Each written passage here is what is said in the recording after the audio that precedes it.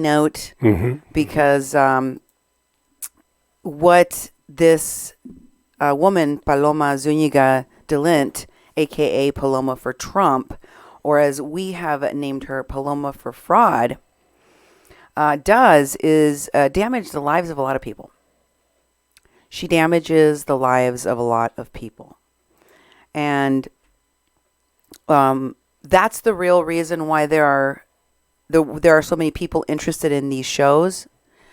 I wanted for the victims of this woman and her husband and the people that surround her, I wanted people to understand that they were not alone.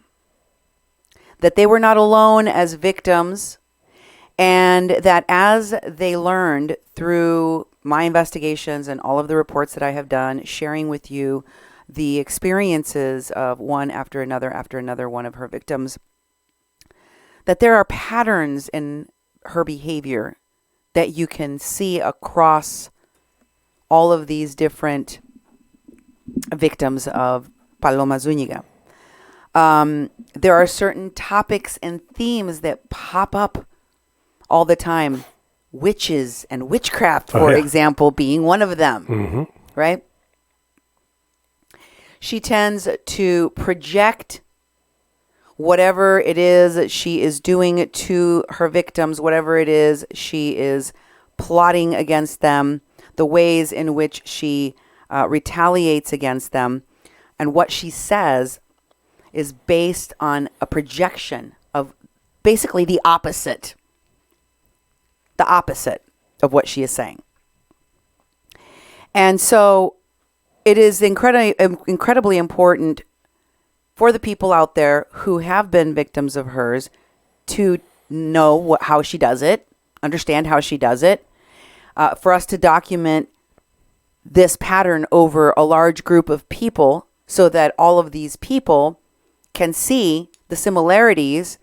And a lot of the victims of this woman were other conservative followers of Trump, people that, saw her as a spokesperson for Latinos for Trump or for Lexit, and believed that she was a genuine part of the media leadership in that realm, only to find out that she was an unstable, damaging person with a vengeance that would turn on a dime and just go into this fit of rage when her victims didn't do what she wanted them to do. And in many cases, that was continue to be her friend and talk to her and believe in her and her lies. And it doesn't take long, especially if people spend too much time with her. If you take her in small doses and space out the amount of time in between when you actually see her and talk to her again, you might forget just how crazy she is. You might not put it together that, like, oh my God, this woman is seriously deranged. She needs help. But when you look at it together, and her victims will attest, she does not stop. She just keeps going. It's like there hasn't been any discipline of her obsessive compulsive behavior or consequences for her, such that she has felt like, you know what? I should probably not do this. This is damaging to me and all the people around me. I should stop doing that. That hasn't happened for her. And so we have to hopefully try to prevent more people from becoming her victims. Anyone that currently follows her and or listens to her is in danger of becoming that. As I said, a lot of the people that became her victims were simply people that thought she was a legitimate person to admire and follow. That she was really reporting on something important, necessary, all of those things, right? And then they came to find out, no, that's not who she is. She's something quite different. So I'm glad that we are documenting how she does this. Today I'm going to focus on her retaliatory restraining order that she took out against Mary because she was so angry that Mary served her a restraining order at that Lexit event. In my last Super Chat show, I conclusively showed you through videos taken by Mary herself about everything that transpired at that Lexit event that she did not cause a scene. She never crossed paths with Paloma at all during the whole thing, ever. She didn't talk to her. Nothing. It's very difficult for you to be claiming, as Paloma did, to a 911 and in court with this, fraudulent restraining order, temporary restraining order, that she was stalked by this woman who she says is obsessed with her. She claims Mary Tando Quintanilla is obsessed with her. When, of course, I said, she projects, so it's actually the other way around. She became obsessed with Mary Tando Quintanilla and what Mary Tando Quintanilla represented for her. Mary Tando said when she first started getting close to Paloma, Paloma had told her that she was in danger of returning to, Tijuana, going across the border back into Mexico because of her heroic live streaming of the border and the caravan. Yeah. And Mary took her at her word, and she was like, oh, well, you can stay with me, which she did. She was staying with Mary because she said she didn't want to go home. So Mary let her stay with her. She offered her payment in exchange for sitting with her granddaughter. And she did so as a friend asking another friend, somebody that you think is close to you, a favor that you can trust to do something as important as care for your granddaughter, based on the fact that they had spent a lot of time together. They'd gone to concerts, they've gone to rallies, they'd gone to events, they'd seen each other at events. Mary even went to court as a character witness at one point for Paloma in a restraining order case between Paloma and another two women, Melinda Oporto and Amy Sutton. And during the process of what happened there, Mary had a heartfelt conversation with these women and with the judge. She shared openly in court that, she felt like people in this whole situation needed to grow up and shouldn't even be needing to be in court to deal with this. And she took a picture with Melinda. This outraged Paloma so much. I'm going to show you, in case you missed a show previously in which I told you that Paloma was enraged because she couldn't control the fact that Mary decided to take a picture with this woman. It made her feel betrayed because, see, she thinks she owns the people that she becomes obsessed with, like Mary,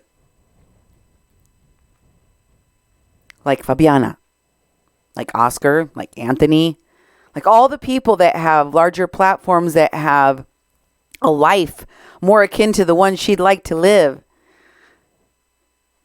She talks about Mary Tando Quintanilla's makeup and her trips and the amount of dogs that she has, all of which she cares for very, very well.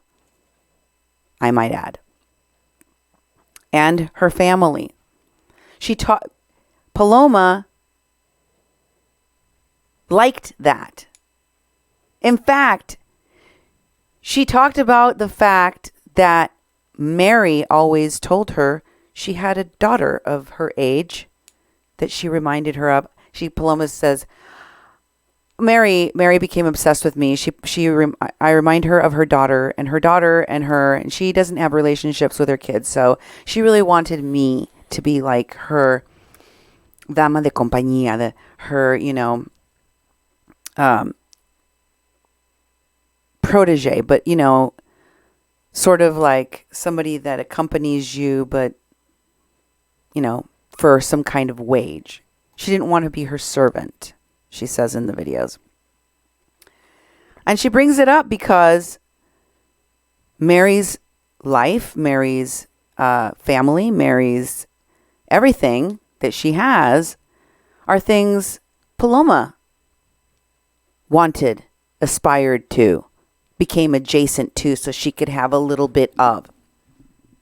Because she sure as heck didn't mind taking those trips and being introduced and having all of these things while she was with Mary. So projection is very key to how she, harasses people. And I want to show you bit by bit as we go through this restraining order that she bogusly took out because she was so angry that Mary got a restraining order to stop her from being harassing and all of her social media harassment that she does. She decided she was going to retaliate with a restraining order of her own. Remember, this is the same woman who goes out and takes all these restraining orders out against people that get dismissed because she doesn't have any evidence. Just like this one is going to get dismissed. While other people have legitimate claims of fear because of her harassing and stalking and threatening and crazy behavior, erratic behavior, compulsive behavior that has been documented, for which she has been issued restraining orders. Not one, not two, not three, several people have restraining orders against this woman. And she tries to make it seem like those things which are real, which are on file, which we have shown you on our shows, those are fake. Those are fake. The ones that she told you she took out, all of which got dismissed, now those are the real ones. That's the delusion that this person lives in, right? It makes people crazy to think that anybody could actually believe her. But, one judge at a time, one case at a time, analyzing how she does this.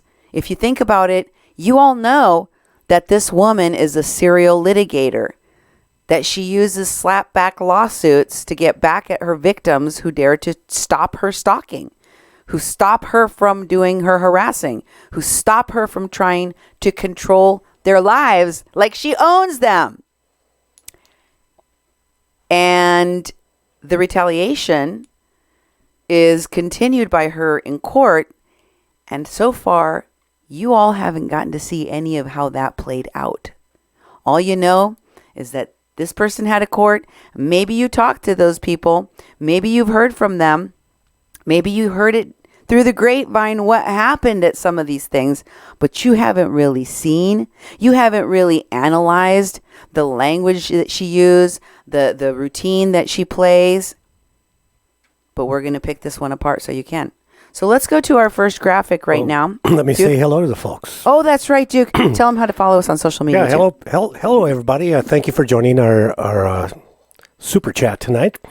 We really appreciate it, and we also want to thank you for following us. We also do live streaming on Facebook, and you can follow us there at 88.1 FM Fargo Moorhead. We also have the People's Press Project and Mexi-Can. If you want to send an email to Cindy, send it to Cindy at kppp.org. kpppfm.com, or me, Duke, at kpppfm.com. You can tweet us at media_PPP. Also, you can go to kpppfm.com and see all of the shows we've done. We embed the videos, whether they're live streams from Facebook or from YouTube, put them up there. We sometimes do audio files. Sometimes we take these audio files, rip them down, and edit them for play on the local radio station. 88.1, we are a nonprofit, non-commercial radio station in the Fargo-Moorhead region. We played a number of shows on there. We've done a live streaming now because we're reaching an audience that's nationwide, international, several countries. People are watching this information. It's very important. And I'd like to thank everybody that sends us cards, that sends us donations, that support our work, because we are a true nonprofit organization.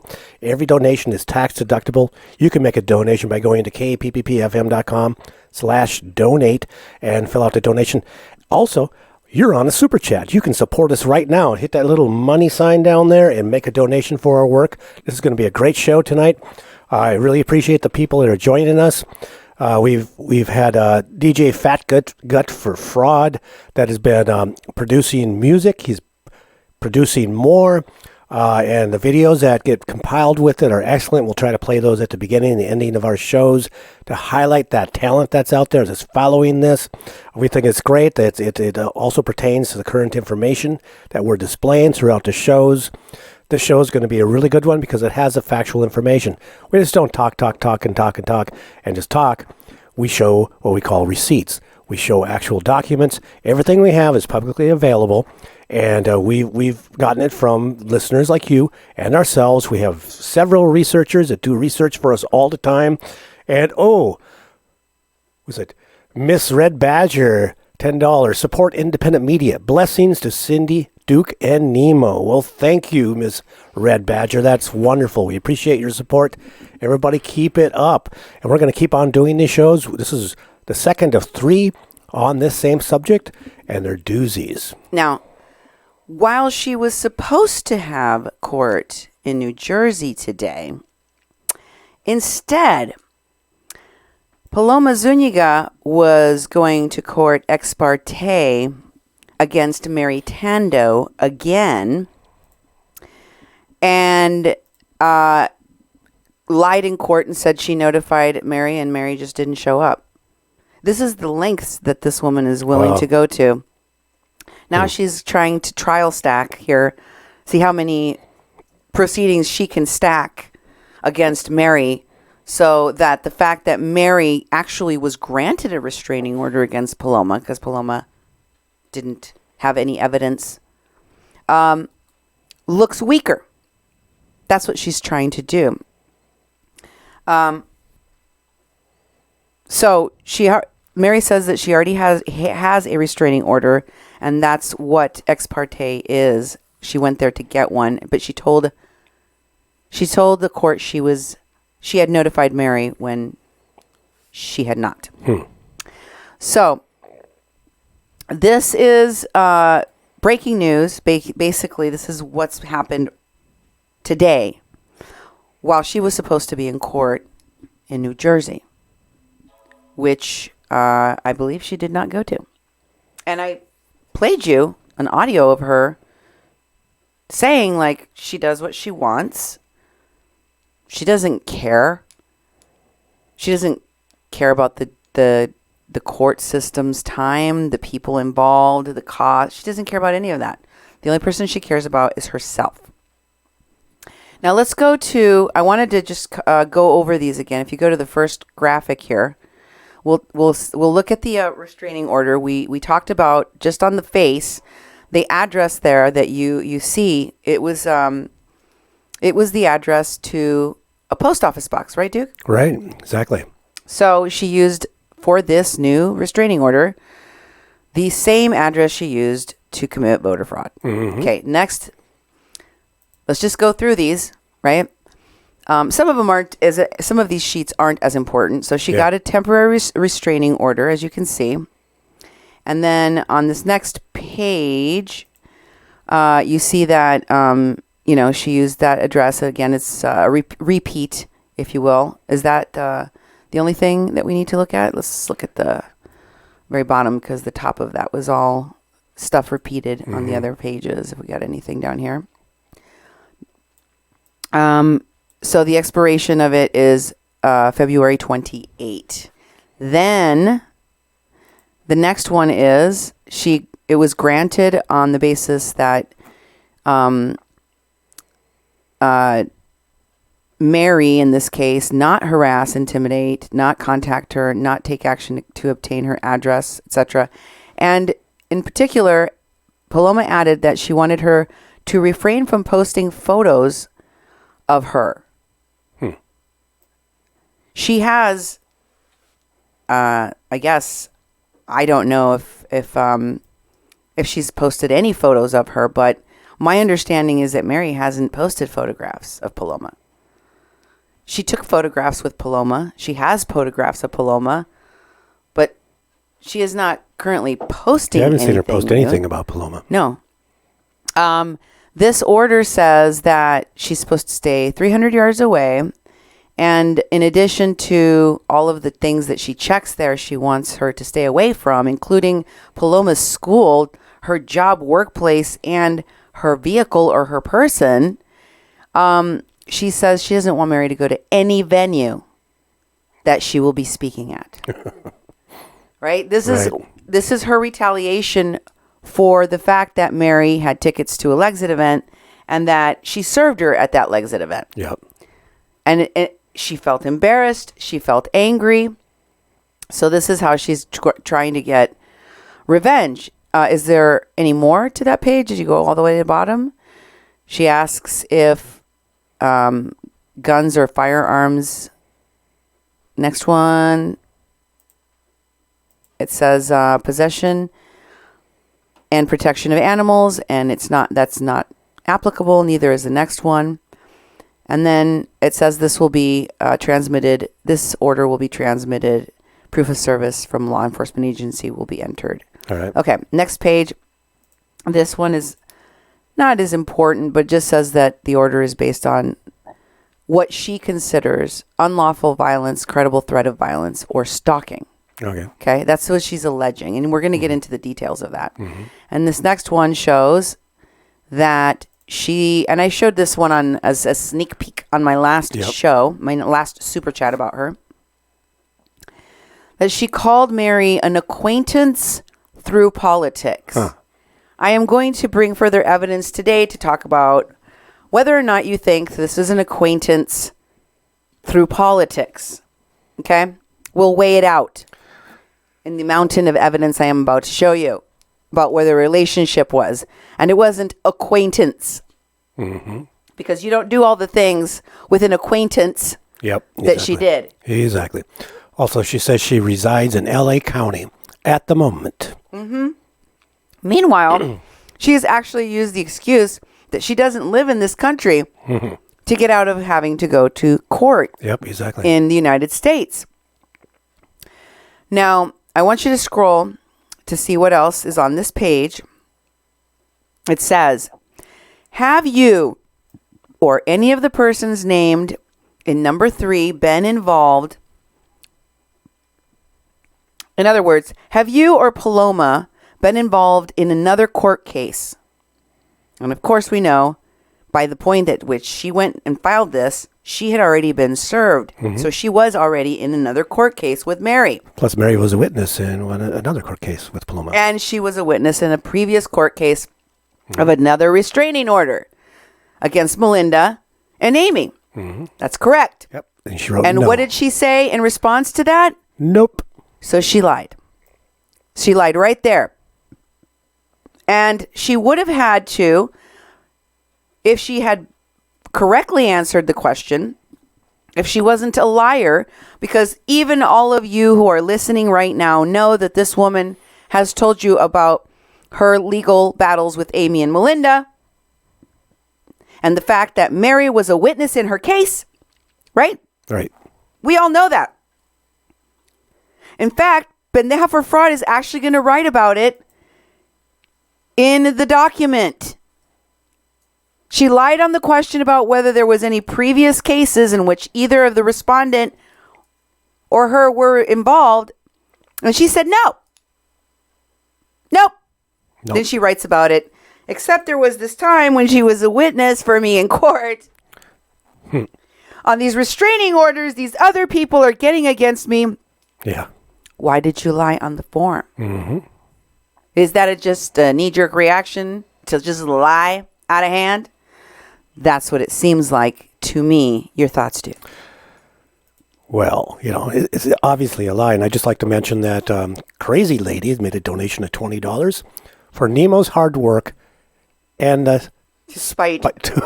Nemo's hard work to spite Piggy. To spite Pigloma. Pigloma. As she's sometimes called by other people. Well, I don't know why Paloma would lie on that form. I mean, it was just straightforward that she has been involved in different court cases, and she just didn't want to. She wanted to make it look like she was just a total victim, and she's just playing that victim all the time now. Even though she's doing this in retaliation because she was served and granted a restraining order against her from Mary. Mary's protected from her now. And then Paloma's like, well, I'm just going to make it look like I'm the one that's being harassed because she's reverse engineering everything. As Cindy said earlier, when you listen to Paloma's videos, what you have to do is you just have to switch it because she's projecting. Everything she says, she's actually talking about herself.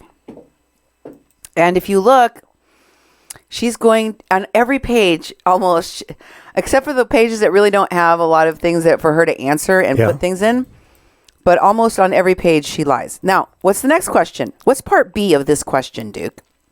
It says, are there now any protective or restraining orders in effect relating to you or the other person, Mary? Huh? And what did she say? Nope. We know that Fabiana Baldo has one. We know that Michael Shapiro has one. We know that Mary Tando has one. Yeah. We know that she's involved in more than those in other cases from other people. But here again, in part 2 of that question, she lies. Look for yourself.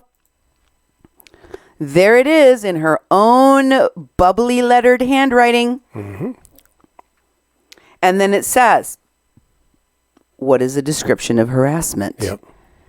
Harassment means violence or threats of violence against you. Violence? Listen, folks, I want you to put this in your brain and save it for later. What is the definition, the description of harassment? Why, it is the threat of violence. It means actual violence or the threat of violence, or a course of conduct that seriously alarms, annoys, or harasses you, causes you substantial emotional distress. A course of conduct is more than one thing, more than one act. It can't just be one thing. Mm-hmm. When you're talking about things other than a direct threat of violence or actual violence against you, you have to show a course of conduct of a person repeatedly doing things to try to mess with you. And what did she answer? What is this pattern of behavior and or threat of violence and or actual violence that she experienced? It was on 1/18/20. It says, tell the court about the last time the person, because you have to show a pattern, right? Right. What was the last time I had? On 1/18/20, who was there? My leaders. What the hell does that mean? Oh, she's from outer space. Take me to my leaders. My leaders, the whole audience, husband and security. Yeah, I know. It's so vague and insane. Okay, next page. Okay. It just goes wackier from here, dude. Okay. Okay. It doesn't get more clear or understandable. No. Now,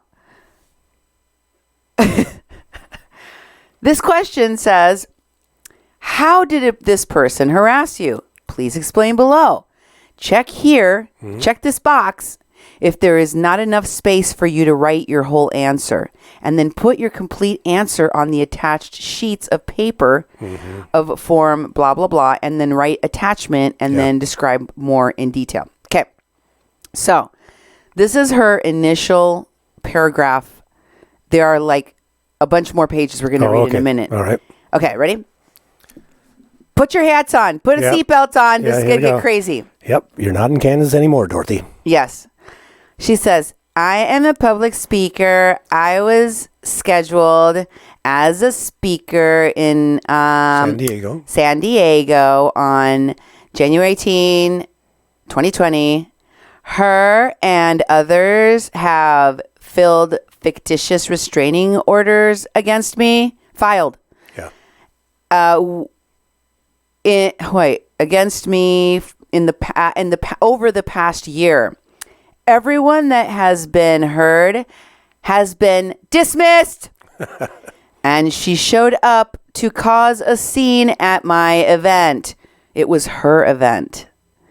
With the excuse of coming to quote unquote serve me. She did serve you. Yeah. And we just showed you there was no disturbance caused. Yeah. Okay. So for openers, Cuckoo here just throws in the fact that, oh yeah, by the way, there's a bunch of other restraining orders against me, which I lied about on the last page. Yep. But they're all fake, even though those are the ones that have been granted. And she says they all been dismissed. Mm-hmm. I just proved to you on my last show that it was granted for 4 months. She nearly lost her mind. Mm-hmm. Okay. Next thing on this page, it says, were you harmed or injured because of the harassment? You know, were you physically harmed or injured, and how? And she says, yes. This is how she was harmed or injured. Oh.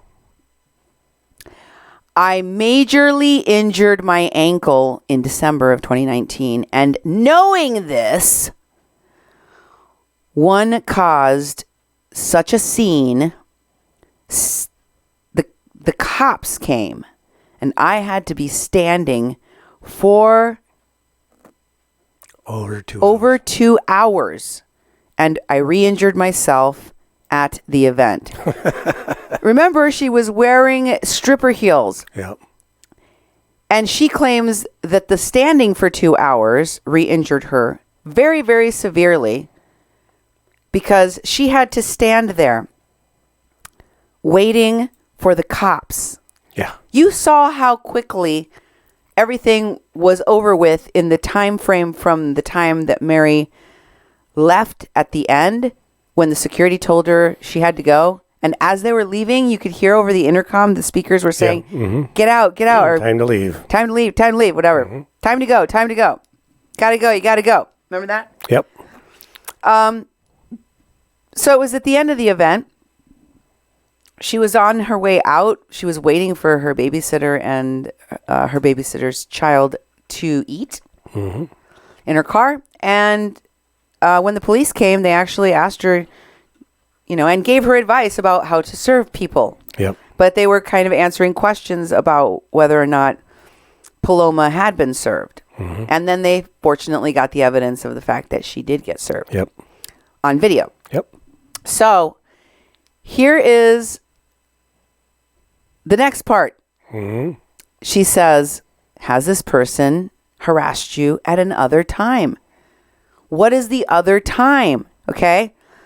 When, because we got to show a pattern, right? Right. When was the last time she came to serve me at an event?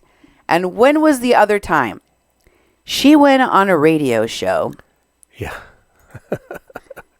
She had paid a radio show to have her on the show to slander me and defame me because I am a public figure.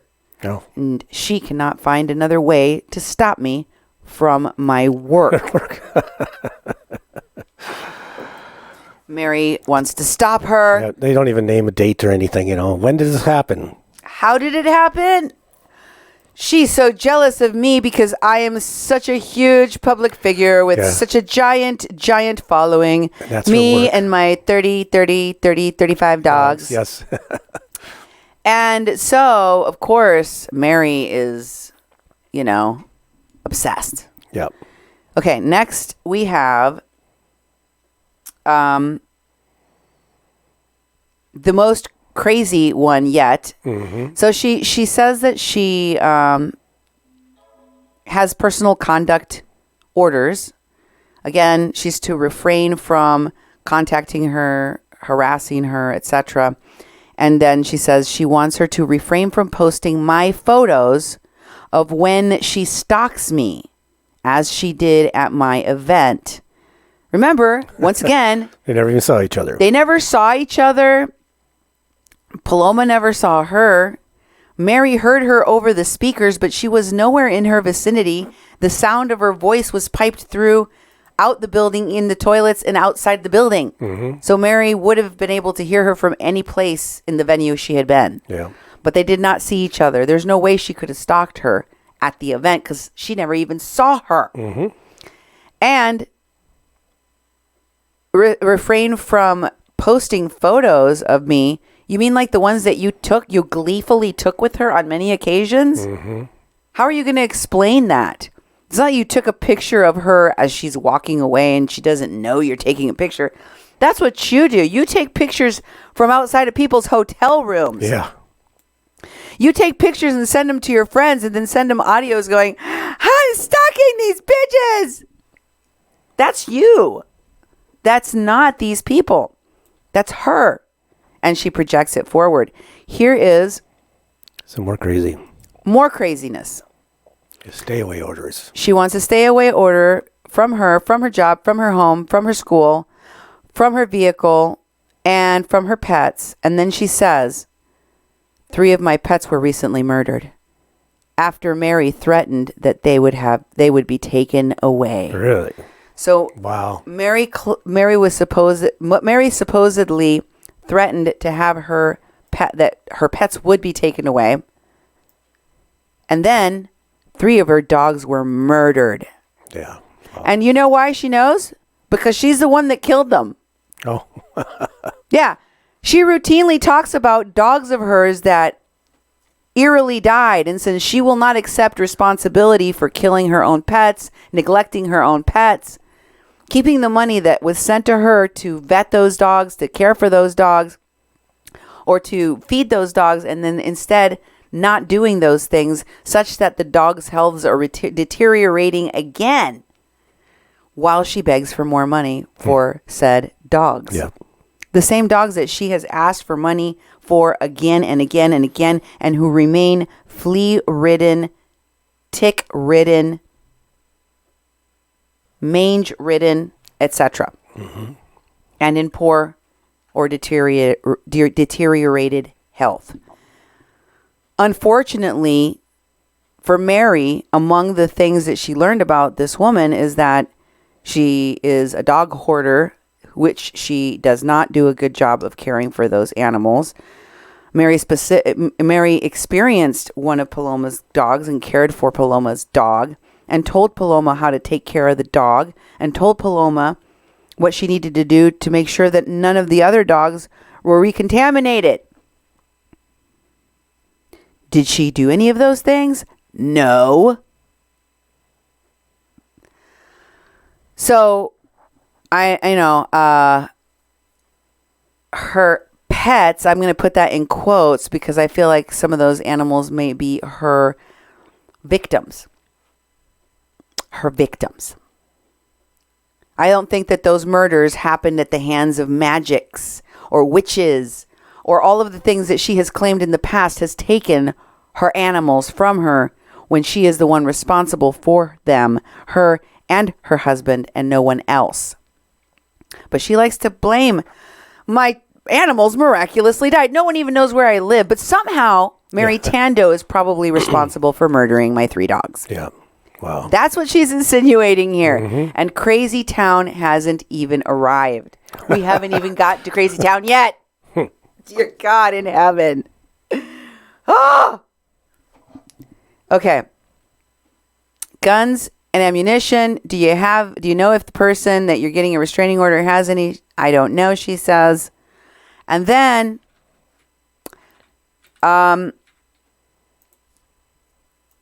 she asks for a temporary restraining order and tells the court she's not told Mary she's going to get one because she doesn't want any contact with her.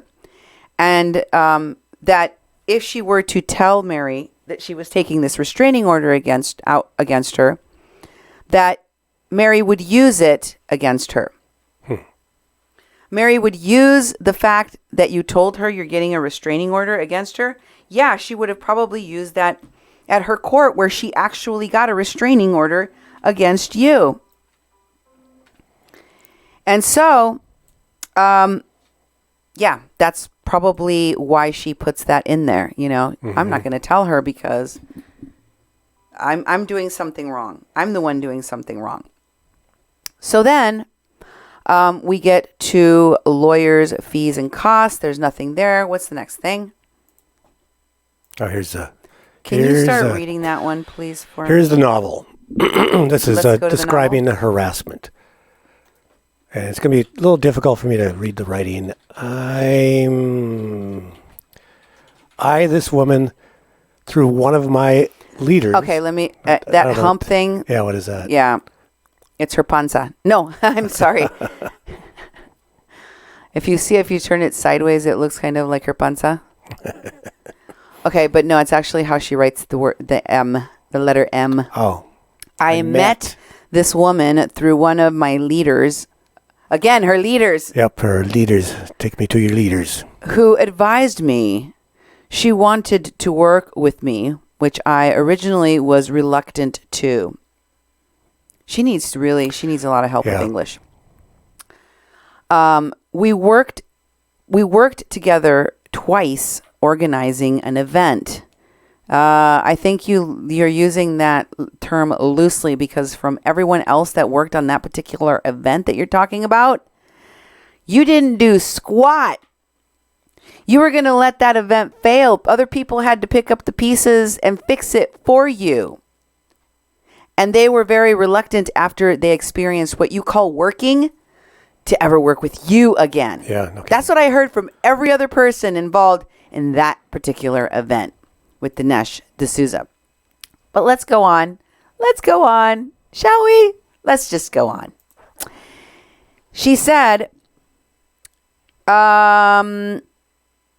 approximately 2 weeks later, one reached out to me to tell me she had an emergency and needed help with her grandkid. Do you know how quotes work? Does she know how quotes work? No, and how sentences work. You're actually adding the correct things. And she reached out to me to tell me one had an emergency and needed help with her, in quotes, grandkid. When I arrived at her house, turned out her grandkid was a disabled adult in diapers, unable to walk, that needed major care by a professional. I had driven 3 hours and 90 miles, so I agreed to help her. Okay, let me just stop you right there, okay? Let's just look at what she says right here.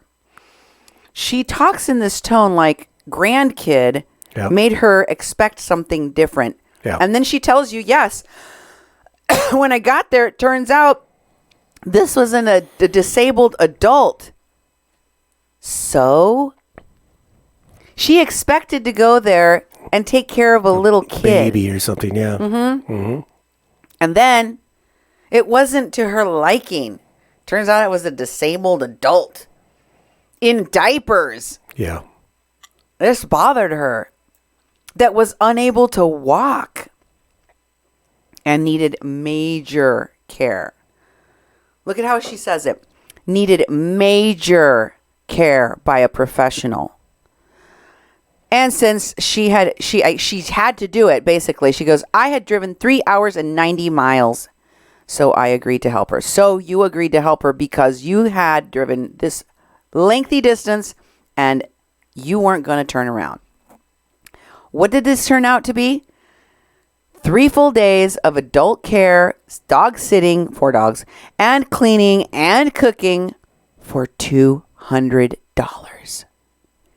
She was fully taking advantage of the fact that somehow she knew I would not leave. 1 is the number on the person she's getting the restraining order. That's why she refers to her by the number 1. 1. The person she got the restraining order against. But it's Mary. It's Mary. How did she know that you would not leave? Because you told her you were not going to leave since you drove so far? That's what you wrote in the damn thing. Mm-hmm. She knew you wouldn't leave, and she paid you a sum to which I'm assuming you agreed to prior to taking the job. But no matter, let's go on. Then she says, and she feels that she was taken advantage of. Obviously, she is claiming that somehow she was almost being kept there against her will. Like she was deceived. This wasn't a little kid. This is a lot of work, and all she got was $200. And, over the following 3 to 4 months, Paloma goes on, she tried to convince me to move in with her, my husband and myself. Huh. Listen, nobody believes that Mary, who lives in a nice house, which you seemed quite jealous of in your angry posts after she came on my show, and all of Mary's expensive jewelry and expensive makeup that you also talk about constantly on your posts. Nobody that has that life and that already has rescue animals and an adult granddaughter who she's been taking care of for a very long time wants you and grubby hubby moving in. Believe that. Nobody wants that mess. Nobody wants that trash fire. She was kind enough to let you stay there. More than anything, because she was concerned for your safety, because you told her you couldn't go over that border. It's too dangerous. And I really like the digs here. Mm-hmm. You liked it that she took you out, that she bought you whatever you wanted to eat. You liked it that you could ride on her coattails and go out on her dime in style. And you took advantage of it. You took advantage of it. Nobody forced you to stay there. Nobody tied you to a chair, kept you in a basement. None of that. She didn't try to convince you. She offered to do something for you. Now, she goes on. Look how she twists everything. Yeah. The thing that really upset her was that she realized that after she blew Mary off, and I'm going to show you exactly how she blew Mary off. After Mary was very kind to her, spent a lot of time propping her up, helping her, praying with her. I mean, everything that this woman did. She flipped out because she didn't jump when she told Mary to jump. Mary took a picture, an innocent picture, with a woman that Paloma is now besties with, Melinda Oporto, because Mary dared to take a picture with her and agree to be cordial to her. Paloma does it. It's not a problem. She wrote all of this nonsense knowing that she's now friends with Melinda Oporto, the woman she's talking about in here.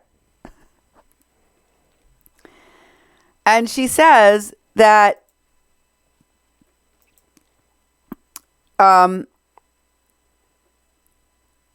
Mary is single and does not have a very amicable relationship with her children. Nothing could be further from the truth. And I'm going to show you that as well. Again, she seems to project everything. If you could go back to the previous one for a minute, because I wanted to show you more of what her projection involves. She claims, that she got paid, and you're going to hear her mention the fact that she didn't just do work for Mary or agree to watch Mary's granddaughter this one time. It's going to come up again, okay? It's going to come up. I'm going to show you where it's going to come up. And she says that over the next several months, this Mary wanted her to move into her house, but she didn't feel comfortable with that. So let's go to the next page. And it says she's single and she doesn't have a very amicable relationship with her children. She doesn't offer proof of any of what she is putting on here, all this nonsense, And all this these is supposed lies. to be about describing the harassment. Yeah. By the way, when you hear her describe some kind of harassment, Duke, let me know, okay? Yeah. Raise your hand or something. I haven't seen anything yet. Well, if you do. She had to change diapers on an adult. That was the harassment. She had to change diapers on an adult. Nobody told her. She was not happy about it. And she says, neither my husband nor myself have any background in adult care, nor wish to. Wow. Why did you do adult care and do it with her and agree to do it if you didn't want to? Why did you take the money for doing it if you didn't want to?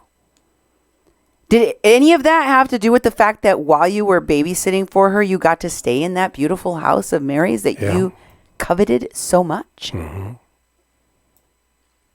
All to yourself while she was away? Let me show you. Have you seen the movie Parasites, guys? I mean, you should watch it. Yeah. Not that I'm comparing Paloma to the help in the movie, but, you know, there are some pretty desperate people out there to attain something that they don't have. And when I watched that movie, it reminded me of how she is one of those kind of parasitic type of personalities. But it comes through. You'll see here. She goes on.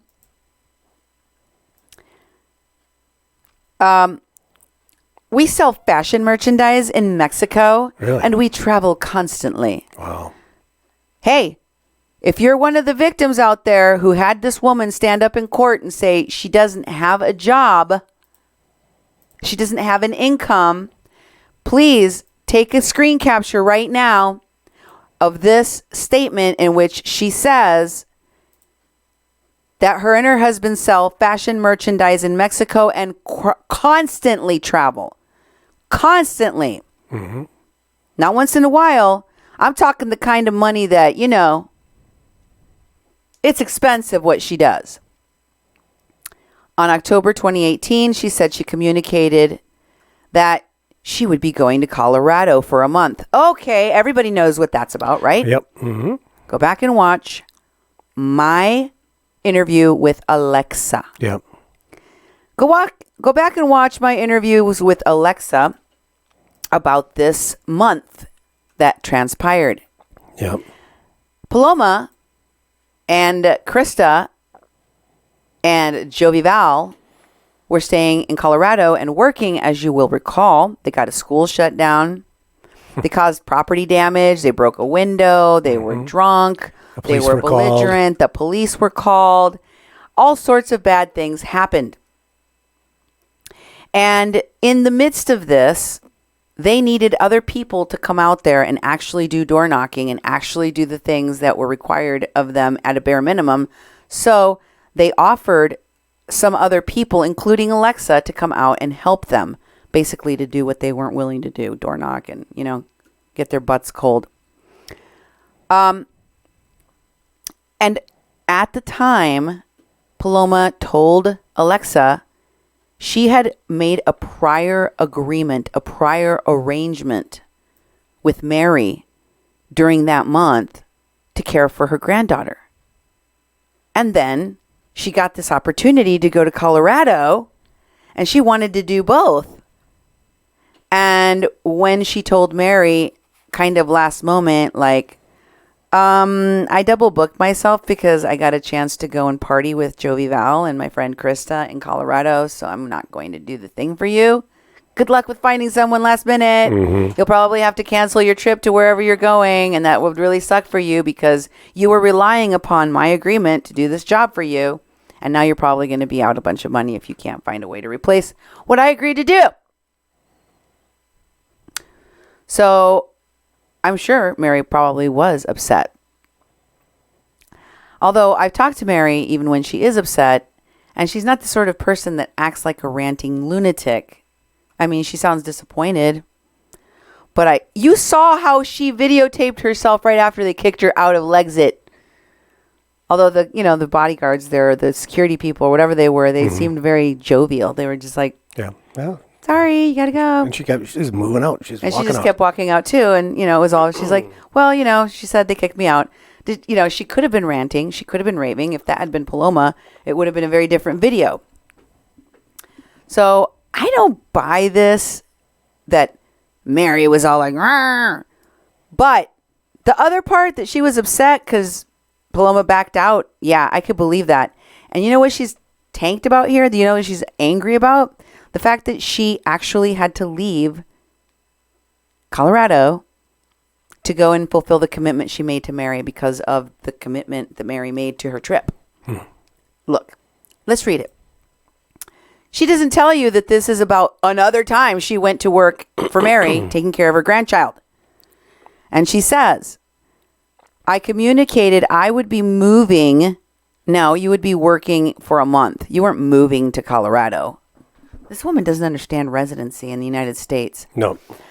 I would be moving to Colorado for a month, and she seemed upset that I would move anywhere that was not convenient for her. She openly expressed her desire of buying property somewhere in the desert and for myself and my husband to move in with her, which we would never even consider. We plan on moving to Los Angeles permanently, having children, and continuing our lives. Oh, really? Okay, now, I only laugh at this hysterically because on one of the shows, and one of the very first, I think it was the first one, Mary came on our show. She talked about how obsessed Paloma was with getting a child, acquiring one, and that she had told Mary she wanted to go across the border to Mexico and they could go pick one out. Yeah. And would Mary like to come along? That's, that's also probably how she views her animals, her 35 dogs. But Mary was kind of alarmed by this. And her and her husband got into a fight right there in front of Mary where he was like, no, that ain't happening. We're not getting a child. I'm not having one with you. We're not buying one, whatever. Like, it's not going to happen. I'm paraphrasing. But he was like, no, you don't even take care of the dogs. I'm the one that does it. If you get a kid, I'm going to be stuck with the kid. And now I have to take care of the dogs. And I have to take care of you. Like, he was like, no. And Mary's like, he did not want to have anything to do with her getting a kid. And because Mary told us the story, this woman went so far, the way that she talked about going and acquiring a child in Mexico, the way that she talked about Ben Berquam's kids and saying, I want one of these, like they're a thing you acquire. The way she videotapes herself with children in the neighborhood whose parents you don't see in the picture. It's kind of disturbing, right, Duke? Definitely. And, going through these things, and you're not even seeing all of them. I saw this one was page, there's 7 pages. And it's just crazy because, once again, this is a description of the harassment that's the basis for getting the restraining order against Mary. And I haven't seen anything in here that's harassment. She didn't want to change diapers and she's getting paid $200. Her and her husband were going there to stay. I haven't seen harassment in here at all, and it's like, I'm surprised. I know how restraining orders work.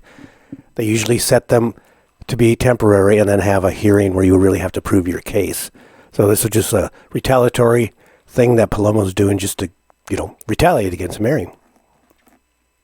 If any of you who have seen the animals and have been defrauded by her with regard to her care for animals, or have, like Mary did, see the way she does treat some of the animals in her care, you wouldn't want anything living in her care, especially not a child, right?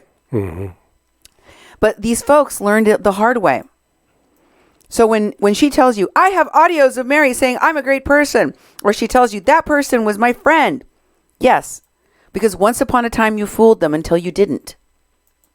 Once upon a time they took you at face value until they didn't. Once upon a time they thought you were sane until they didn't. Yep. And then they came forward and said, this person is a serial stalker. This person is obsessed. Now, here's the next page, or this is the. You got to finish the bottom of this. She openly advocated against me having children. As her experience with 3 or 4 had been awful. So she's saying that Mary was the one that advocated against her having children in her care. And just because Mary had awful relationships. And she says that it's because Mary has awful relationships with her own child. Yep. So if you have an opinion that someone who neglects the care of her animals like Paloma shouldn't be caring for other people's children, you are harassing her? That's a harassment? Yeah. In her mind, all of the things she's writing here are part of her description of her harassment. Look at this next page. Yeah, I have to say at the beginning of this page, it says, please provide a detailed account of the incident that is the basis of your request for a, restraining order in the space provided. Now, once again, I haven't seen, it's not even talk about, she said in the beginning, it happened at the Lexus event. That was where she was harassed. And there's nothing in here about that. She became extremely obsessed with our lives, our animals, our activities, even dug through my personal property and stole personal records that belonged to myself and my husband to find out as much info on us as possible. Okay, hold on. You left things at her house, like a receipt that had information about you buying a ticket and you having someone pay for it. Someone that you routinely told Mary you exchanged sexual favors with for assistance and help. What she's really mad about, once again, is that Mary talked about any of these things on my show. Yeah, now, okay. If you go back to the top of there, she says that Mary had gotten involved with her life, with her animals, and with her activities. You mean you tagged along to rallies, concerts, and events with Mary? Yeah. That Mary paid for? That Mary transported you to? She was kind to you for a while until you blew her off because you got possessive. I'll show you in a minute. Let's go on. She says by December 25th, by Christmas time, on the day she was with her at Christmas, she stayed with her. Yeah. And what does she say? By December 25th, 2018, I realized her interest in us was to be around her was an obsessive. I only saw her one more time since that day. On a day she came with me to a court because her own friend was harassing me as I was becoming very popular on social media platforms. Now, at the time that she's writing this, she is now friends with that woman who she calls Mary's friend. Yep. Mary and her had never met. Mary and her were not friends. Mary and her are not friends now. But she says, at least I don't think they're friends. She never told me that they were friends before. They didn't know each other. But Paloma is claiming, as she is now close friends with Melinda, that's Mary's friend, Melinda, who was harassing her because of her popularity. Look for yourselves. Because her own friend was harassing me as I was becoming very popular on the social media platforms. When she testified, this is Mary, when Mary testified, she told the judge I was quote unquote, like her daughter. Oh. And put on a big show. Doesn't that sound like she's describing that Mary was being disingenuous or that she was exaggerating? Yeah, sounds that way. And then she says, I appreciated her positive testimony, but it was very disturbing to see her behavior exaggerated. She just tells you straight out at a court without a need. So she's claiming that Mary exaggerated in court. Mary came in and exaggerated, and it was very disturbing to you, but you said nothing? Wow. You didn't say anything about it? If it was so disturbing, why didn't you say it was disturbing to you? Was that our last one? Sure was, and that was all of them. That was the whole. Oh, no, there's more. Okay. You're going to see more. But let's just take on this whole idea that she puts out there that part of the harassment is that Mary openly advocated that she shouldn't be caring for children or that she shouldn't have any children because she herself has bad relationships with her children. This is Mary's oldest daughter. Mary has a fantastic relationship with all of her children.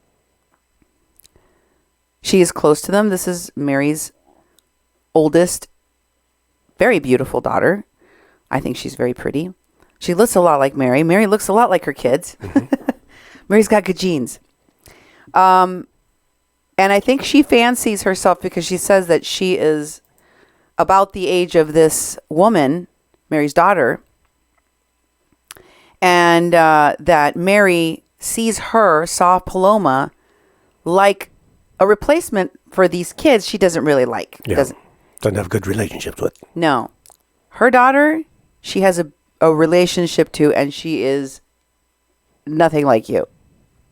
She is, for one, she is beautiful inside and out. Just take a look at this picture she's stunning. Gorgeous lady.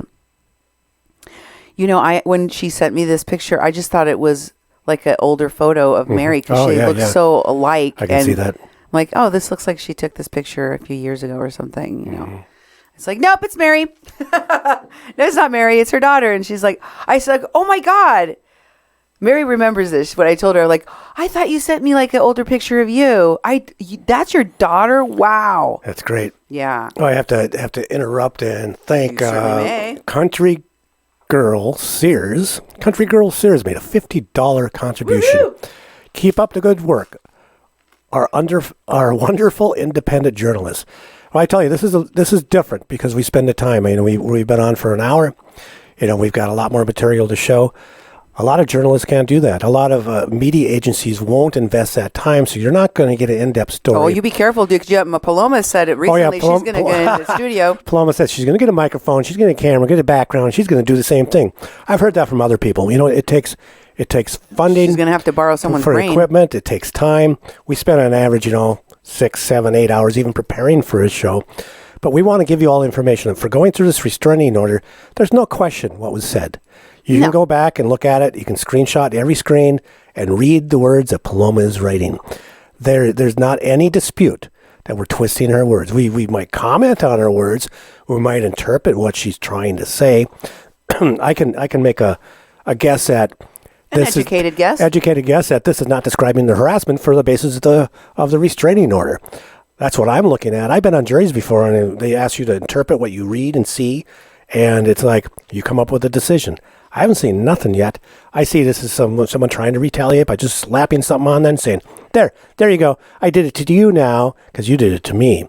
But Mary actually won. She got the restraining order against Paloma. Mm-hmm. And it was based on Paloma's crazy admissions of her own violent tendencies in nature. And I'm going to show you those things. She claims that I just make things up. No, what she resents is the fact that I take the time to document things, that I prove out every part. I've told people this. I am a paralegal. I worked as a trial paralegal for many years. One of the longest cases I ever worked on lasted 7 years. I mean, cases can last decades, and you end up having to work with such a mountain of information, and you have to organize it, and you have to present it, and you have to use the best evidence that you can. I've done all of that. I've carried that training into my journalistic work, and I take the time to do this long form investigation.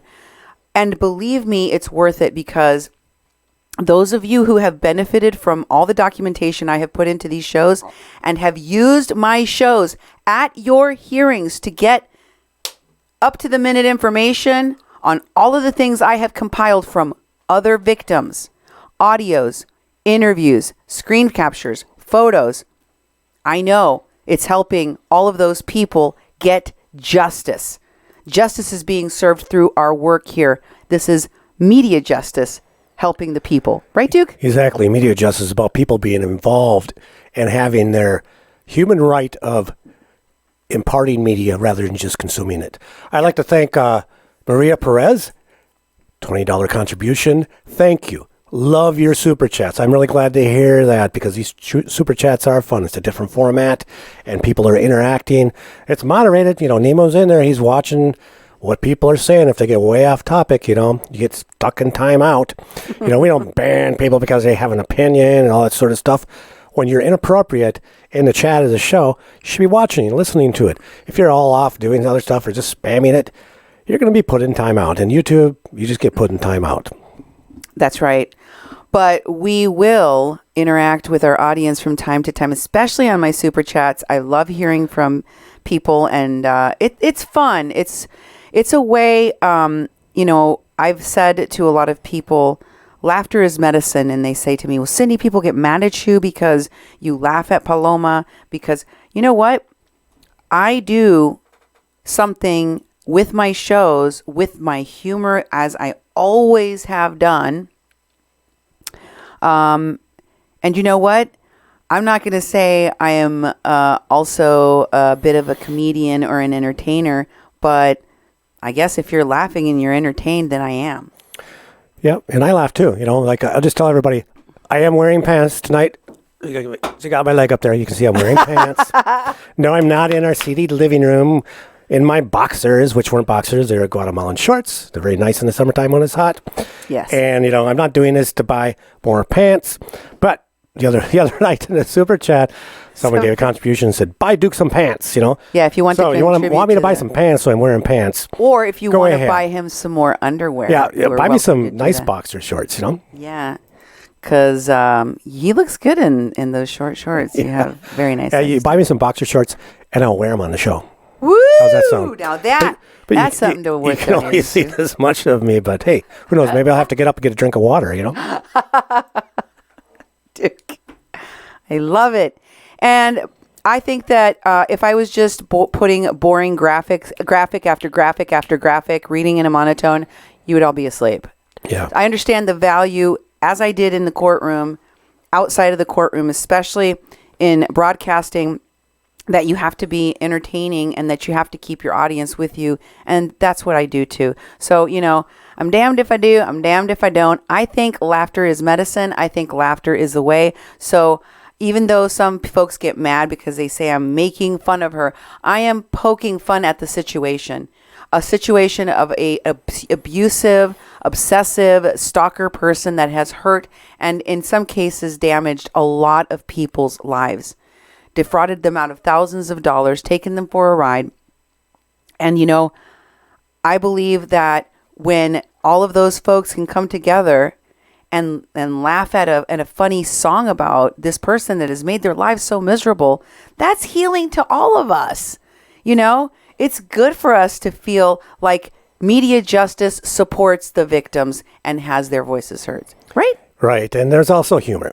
And humor. Humor is good. We need to laugh. In fact, Ivan Riebling just donated $5, and he said, this is to make Paloma mad, and I hate sharing a cell with Omar Navarro. Saving the bottom bunk for Paloma. Oh. No, that's funny. The bottom one, huh? She's getting special treatment on the bottom bunk? Oh, yeah. All right, then. Now, let me show you some more of Mary's family. All of them seem to have come with the great genes that Mary imparts. Here's her younger daughter. Very lovely. Vanya. Don't all her kids look just like her? Yeah, for sure. That's her daughter. And they look like they could be sisters, man. Mm-hmm. And here is another photo. This one is with her son and her daughter. Wow.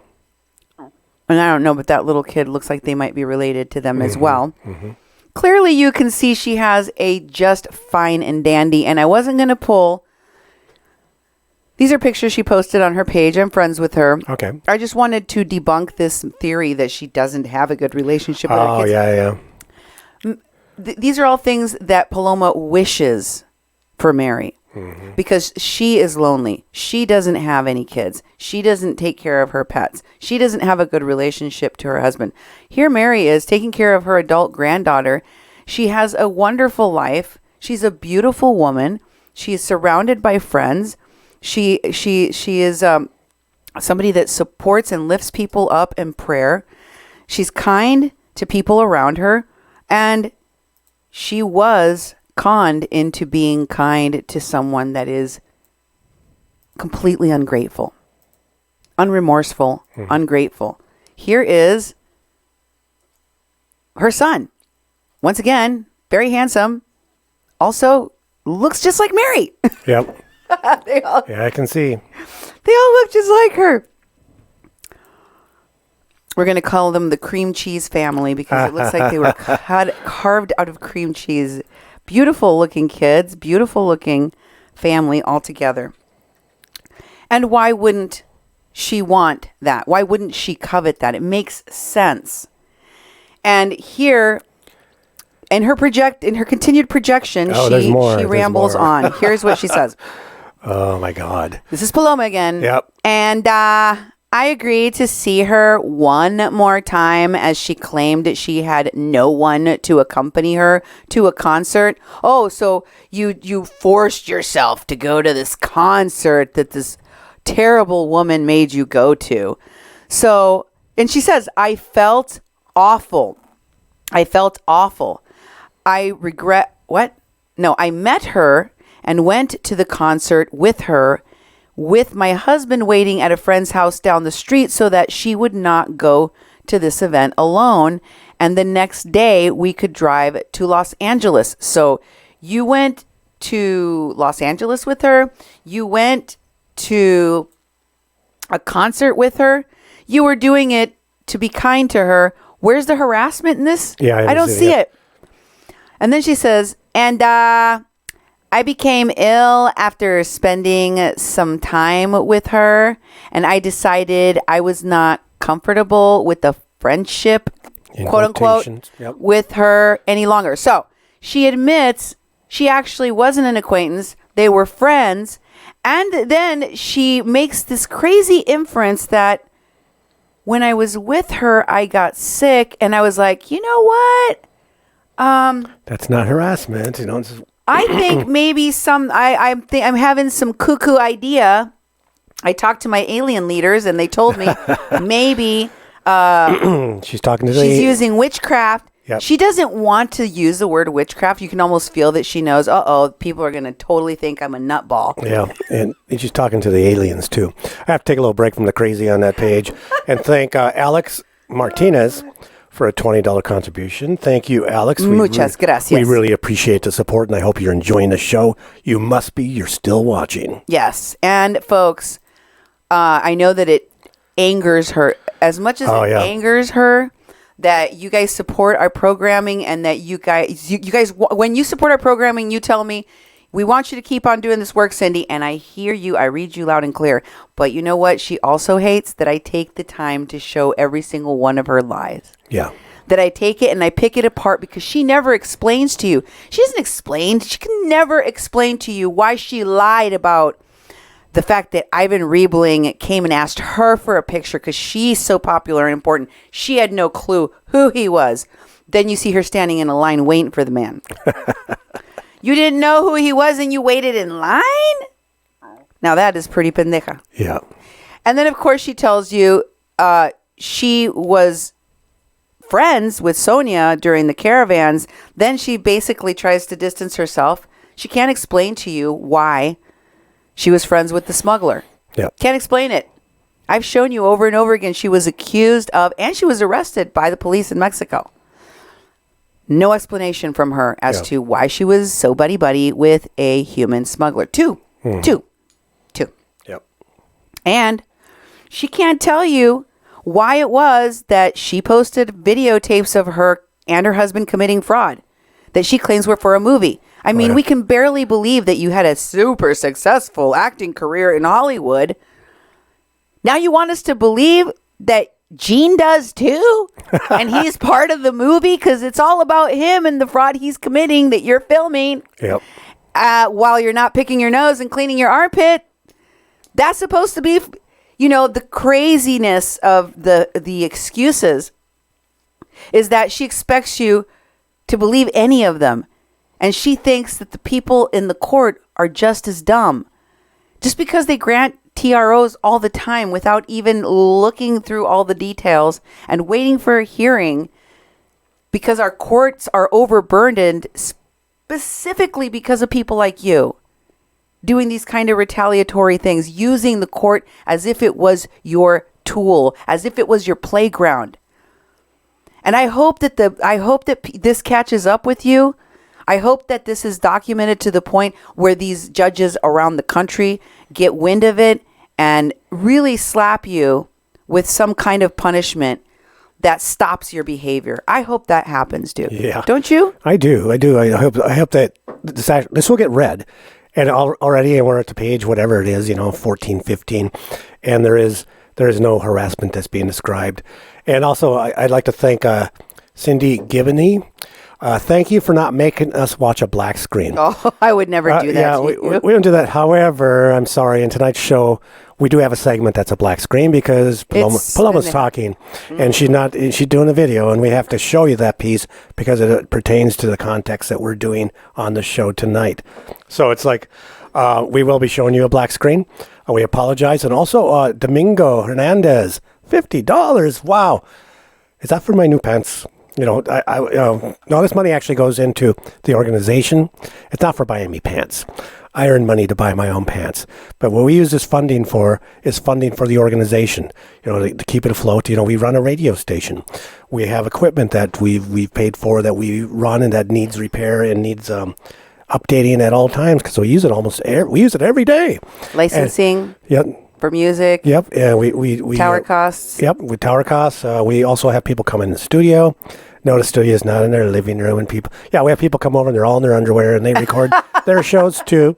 And they do radio. Their shows are on the radio. They do a combination of a video live stream and then their shows go on the air here because they came in as doing radio. But we introduced them into doing live streaming to help create a larger platform for themselves instead of just having audio on the radio station. So thank you for your support. It supports a lot of people doing work that they would not have the opportunity to do at the other radio stations here in town. That's true. And so we want to be not just a conduit for local programming. We also want to give people around the country a voice. I know that one of the goals that I shared with all of the people that have come on my show is that I want to represent the experience of each individual victim of Paloma in the way that best showcases to my audience what they went through from their voice. I don't want to overpower or overshadow what they bring to the table. And you will see that in the interviews that I've done with all of these folks. They're the ones telling you what they experienced. A lot of what this woman claims is slander or defamation from me is me interviewing these folks. The fact that I interviewed them is to her a form of harassment, and the fact that they spoke out publicly to her is also a form of harassment in her mind. This is going on what she wrote about her friendship. Then she puts it in quotes. She wasn't comfortable anymore because all of a sudden out of the blue, she started feeling a little weird and she thought, you know what? This Mary is making me sick. She doesn't come out and say that, but she infers it. And then she says, Mary was obsessed with both of us, meaning her and her husband, our pets, and our private life. She repeats that sentence. She said that before. Okay. I was thankful, but not having any desire to be around her at all. So she says, I was grateful to her in a way, but also I decided I'm done having a relationship with her. Yeah. And then she says, a few months later, after continuously asking me to go places with her, I noticed that she would purposely take pictures with people who harassed me in the past, almost in a way to get my attention. Very disturbing behavior. So, What? so she is referring to one person, not multiple people, because it only took one person. She took a picture with Melinda at the trial that Mary went to be Paloma's witness. She was kind to the other side. That's what got her in hot water. That was what Mary's big mistake with Paloma was. Wow. And she says it in her thing. That's how stupid this woman is. She's like, part of the harassment was that at this trial, that at this hearing, that she was a character witness for me at, which she did a great job, called me her daughter, and helped me get a restraining order against me dismissed, which I was grateful for. I decided, I don't want to ever talk to this woman again. No. It was because she dared to be kind to the woman that you were fighting with, who you're friends now with, Melinda Oporto. Isn't that nuts? It is nuts. She doesn't explain any of that, but anybody that knows the story knows what's going on here. Yeah. And also I have to mention it. Lori Stiefel contributed $19.99, $20 to us and said, buy you some boxers, Duke. Woo! That's it. I got to take you up on it, I guess. Are they going to be fancy ones like the ones that you got in Guatemala? Those aren't boxers. Those are shorts, I know, but are you going to get some that look like that? I don't know. Or is it going to be some more form-fitting? Salacious. You have to wait and see. Wait and see. Okay, so then she says, after noticing her pattern to get my attention, she took one picture at a trial, at a hearing that she was a witness for you at. And then she says in parentheticals, as I was now really busy. So she was really busy. That's her way of saying, I wasn't doing anything criminal at this time because I was too busy to do it. Yeah. She always says that. I'm so busy, guys. I do things like going to school and work and things. What she says right here, that she was doing constant interviews, events, traveling, and not paying much attention to her. So by this, she means that she was going doing live streams, driving around in her car at night, doing live streams in the dark, going to different rallies and events near her, and not having anything to do with Mary. Yep. I let her know that I had seen her obsession, heard her comments about me, and that I would be cutting her off as I did not trust her intentions with me, and I was extremely uncomfortable with her obsession and her behavior with me. All right. I never said any more to her, not a mention. I just cut her off, and she lost her mind. She went on a radio show. She went on a radio show, and Mary got text messages from Paloma saying, I never want to talk to you. I never want to see you. She was so mad at her. She flipped out the first time when she took a picture with Melinda, and then she texted her and threatened her again. Wow. When she came on my show. They hadn't talked for a long time. She said, I never said any more to her. Not true. She did. And then she said that she went on my radio show and that Mary called me a prostitute, an animal abuser, an infidel. I must have missed that one. What's an infidel? Yeah. A thief, a fraud, which I have hundreds of messages of her telling me how great I was until I cut her off.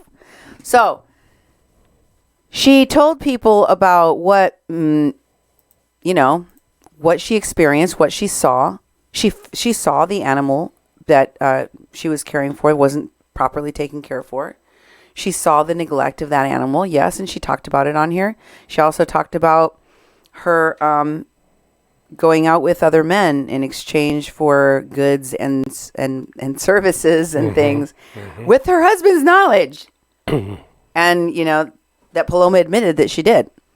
She didn't say anything that she hadn't experienced. This is a case of, Paloma's angry. She wants to put a gag of some sort on Mary and her experience, and she can't. And then she goes on to even crazier allegations. Oh, my God. She went on a rampage with fake accounts to slander me, call me a pedophile. This is all in caps, pedophile. Yep. And it takes up the whole line by itself. This is the same claim she made at Mary's court. Remember, she couldn't prove it. That's why the restraining order against her was granted. Yep. She couldn't prove it.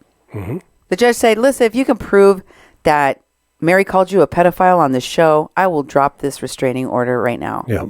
She couldn't do it because it didn't happen. But she keeps on using the same old trotted out lie. And recently, when I put out a statement explaining who she is and why she's so upset with me, she also went to petition a restraining order and showed up at my event on January 18 at a church in San Diego and threw a big scene. So she admits finally, as we're getting to the end of this, she served me with a restraining order recently at an event I was at. She was there for 2 hours harassing people, causing disturbances, slandering me, defaming me.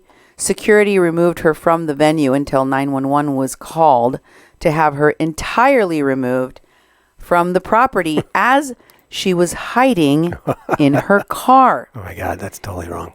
Well, we showed you that none of that happened. Yep. If you want to go back, watch play by play. Yep. I broke it down. It was all videotaped, It was all videotaped. You can see every single part.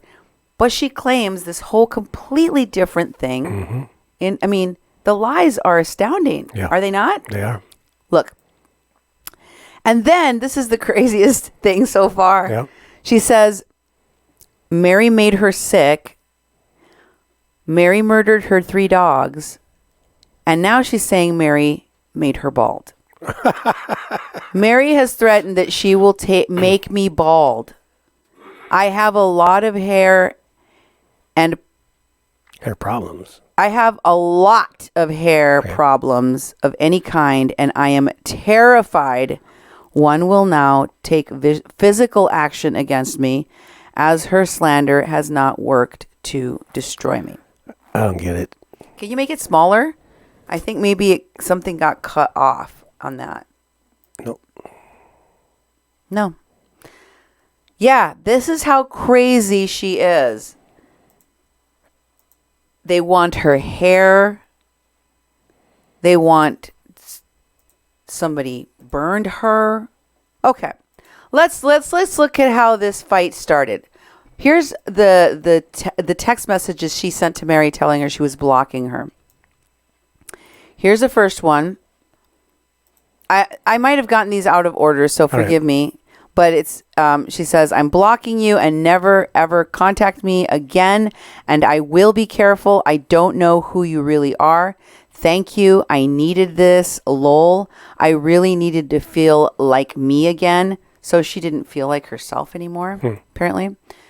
And in this post, this is incredible. She screen captures a post that she made on her own page and then explains to Mary she was forced to make this post laughing and acting like it doesn't bother her that Mary took a picture with Melinda so that people can't make fun of her, because she knows that Melinda posting this picture of her and Mary Tando together is making people laugh at Paloma. And they're all, having, mocking her and having a good time at her expense. And then she's sitting there feeling so stupid because Mary and Melinda are celebrating the fact that they made her look like a fool. And Mary didn't even have the decency to warn her or tell her that she would take a picture of her. Of herself with this woman. So she says in this post, she posts the comment, she posts what she lied about, and she acts fake happy. Just like when she makes the videos where she's laughing like a Disney witch. She does this so that she can pretend that she is not bothered at all. She's just fine, and she has to do it to cover up her intense rage. Look what she says in her original post that is supposed to be fake happy. Oh my God, I just got a call about Melinda, aka Fatso, begging to take pictures with my best friend. There it is. Yep. Her best friend. Her best friend is Mary Tando. Her best friend was Mary Tando.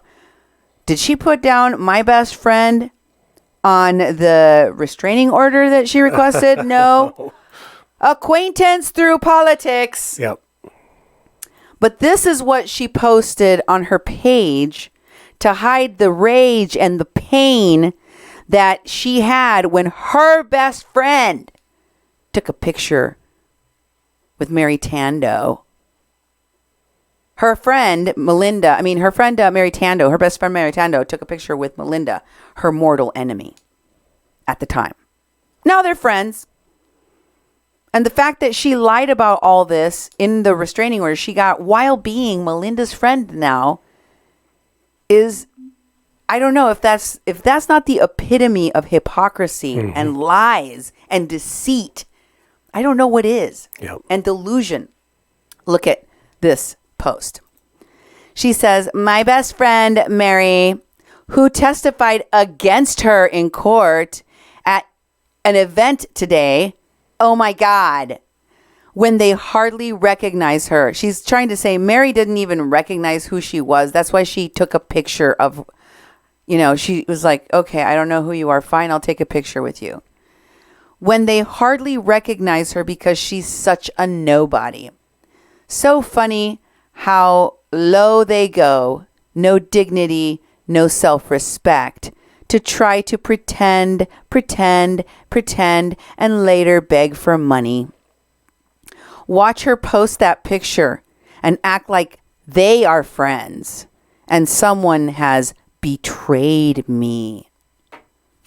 Here it is. This is her real beef.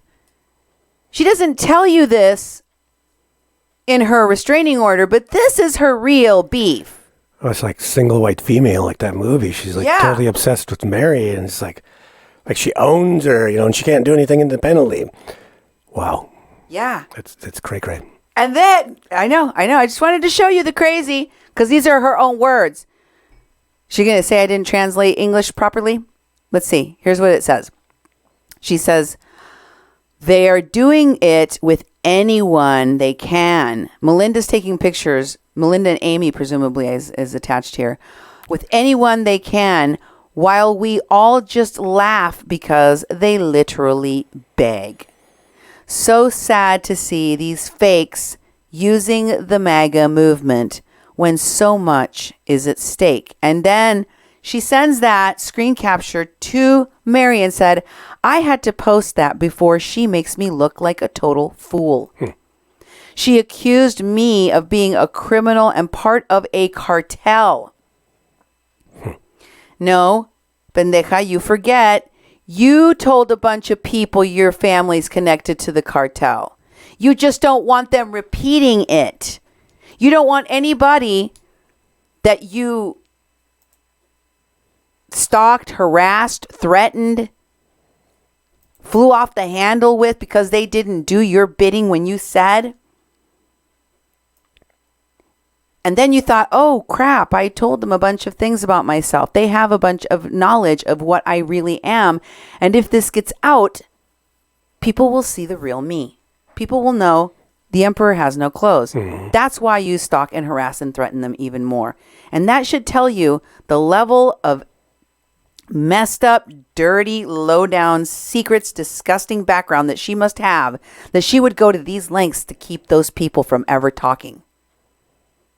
Just think about that. Okay, then she goes on and she says, she shows her the picture that she took with Melinda. Okay. And she says, I never want to talk to you again. You are out of my life forever and everything. And then she says, speaking of Melinda, she has done everything in her pathetic power to destroy me, and intent is all that matters. People go to jail for pure intent. No, they don't. That's not how the law works. That's right. You took a picture today with the woman who got me thrown out of Moar. Moar. Thanks. Yeah. Thanks a lot. You made a fool out of me. You took a picture with someone who is my mortal enemy, who made me look bad, who's trying to expose me, and you took a picture with her, and you're supposed to be my best friend. That's right. Now people are going to start saying, she betrayed you. That's how this woman thinks. Now, when she came on my show and talked about her experience with these folks, her and her husband, the pimp, this is what she got in the mail. This is what she got in her inbox. What exactly do you claim to know about my dogs, lol? You don't even know where I live. Are you still mad because I won't let you come close to me anymore? Wow. And you never will? No matter what you say or what you do, I will never come close to you again. And neither will Krista. And we feel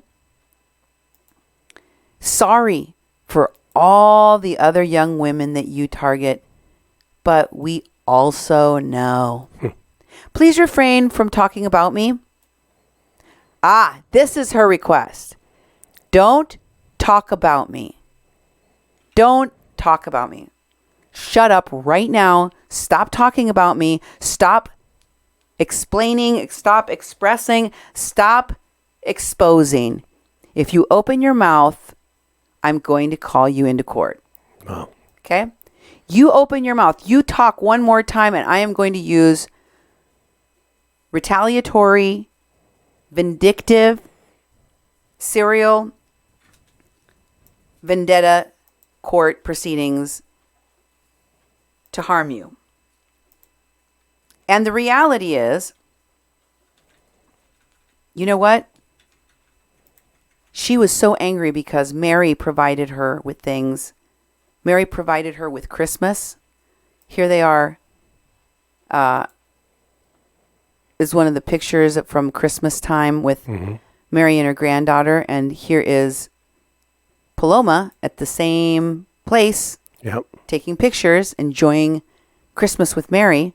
Here is another picture of Paloma with Mary's granddaughter sitting by the comfortable fire in front of the beautiful tree in her beautiful home.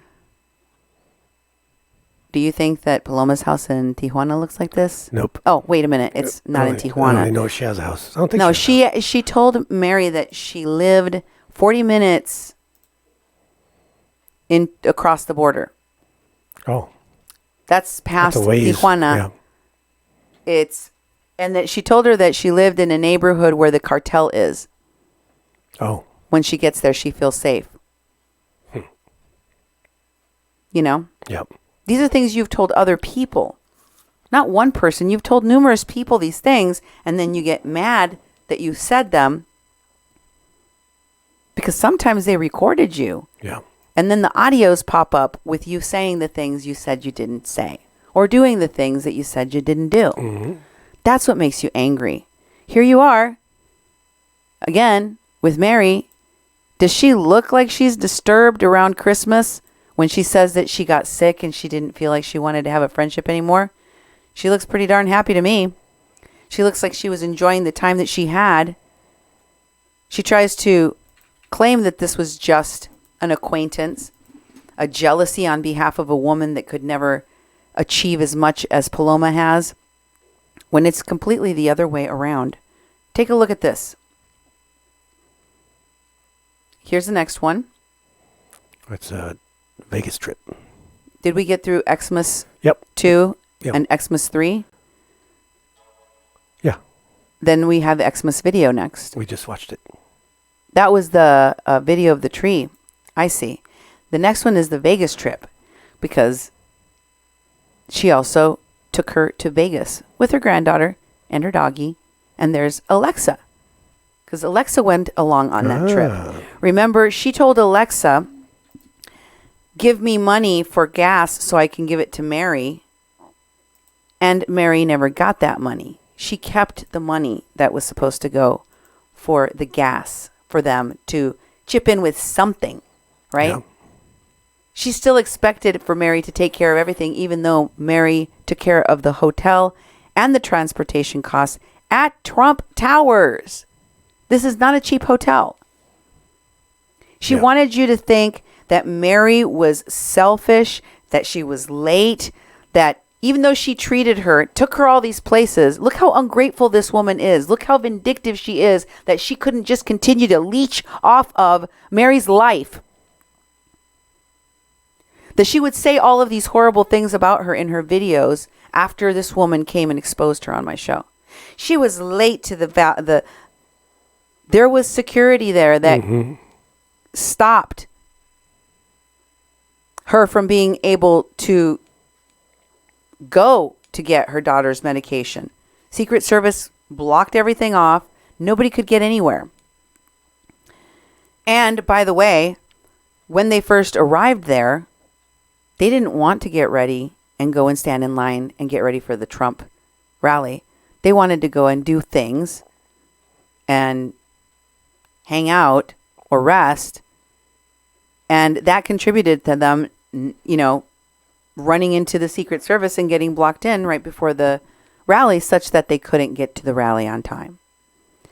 But to hear her tell it, Paloma, went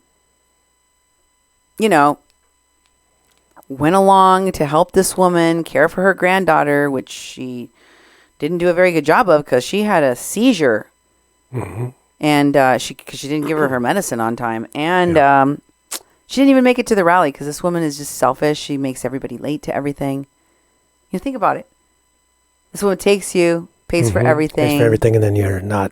All she can do is badmouth her after everything she did for her because Mary knows too much.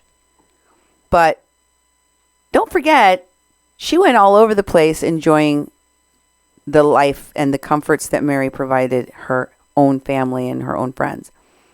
Take a listen to the Vegas recap of what really was going down. At the rally, after we couldn't get in because this woman that I travel with, and the one that is so upset because I won't be her, her dama de compañía, which means, somebody that travels with you and picks up after you, her energy source, her youth source, her nurse, her whatever. She's always late to places. She's always late. She never gets to places on time. We didn't even make it to the rally. We had to stay outside. I had to make a video from outside. I got over 100,000 views on my video, but I just did it outside. We went to the rally with the wheelchair after 911 came because the granddaughter had an epileptic attack because she didn't give her whatever medicine she needed on time. We got there really late. She always eats at people's time. She's very selfish. It's all about her, what she wants.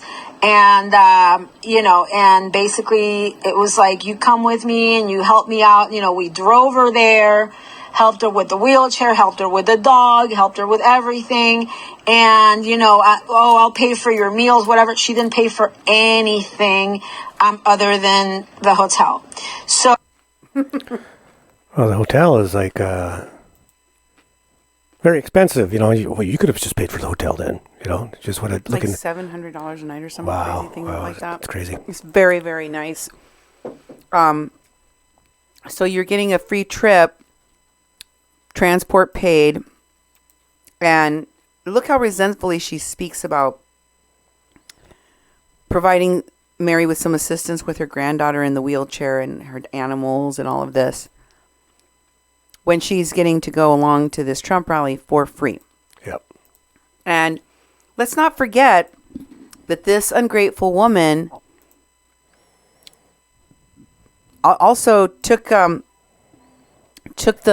Mary's car, and you'll be able to tell from the tag in the front that it's Mary's car, on a joyride in Vegas. Mary had no idea that they were out there doing this nonsense. Okay. This is... Stop moving! Stop moving! She's going to do this challenge.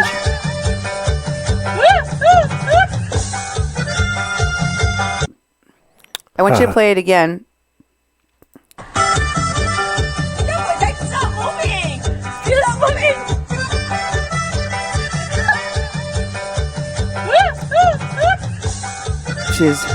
The back shows the girdle she's wearing to hold in her.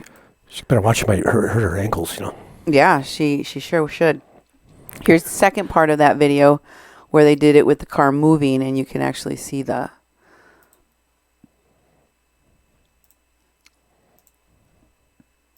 She had her fun. Yeah.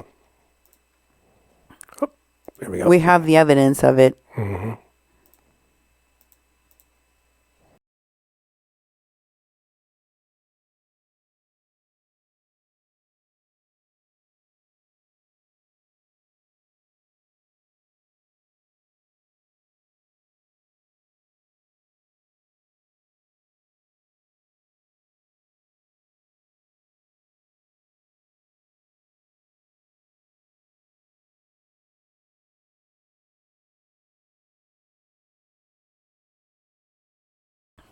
Okay.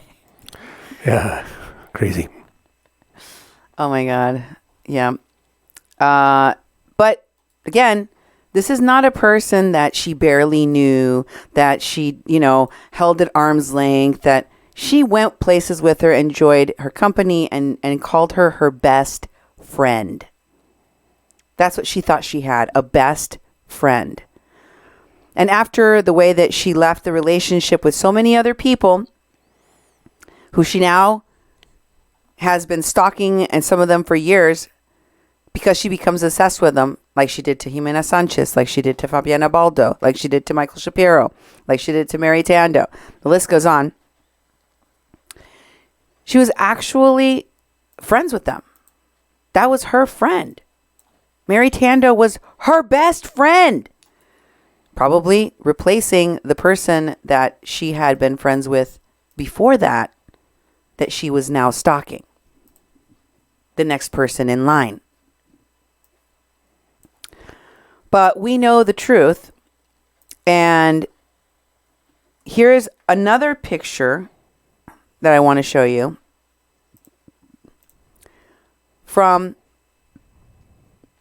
a trip that she went on with Ben Berquam, the guy that's the homies for Trump guy, his name, Mary and Paloma. There they all are together, right? Mm-hmm. Paloma actually put a comment on this photograph tagging Mary where she says, love. Love. Does this look like a woman that there's just acquaintances? No. Here's another picture. Oh, that's her girdle. I'm sorry. No, go to the next one. I sorry about that. Next. The next one is the Vegas dance video. Oh, wait. We already did that We one. already did that, yeah. The What's Up Paloma dog. There we go. And in this one, she is texting message in WhatsApp with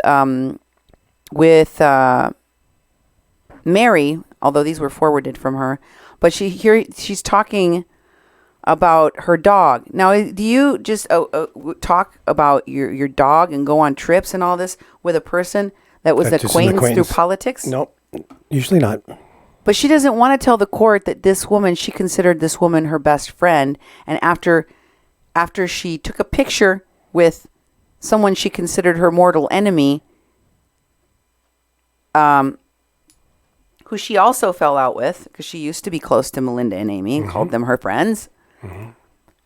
Then she hated her. She attacked her, didn't want anything to do with her, spoke to her in the most horrible and vicious way for really not doing anything. Yep.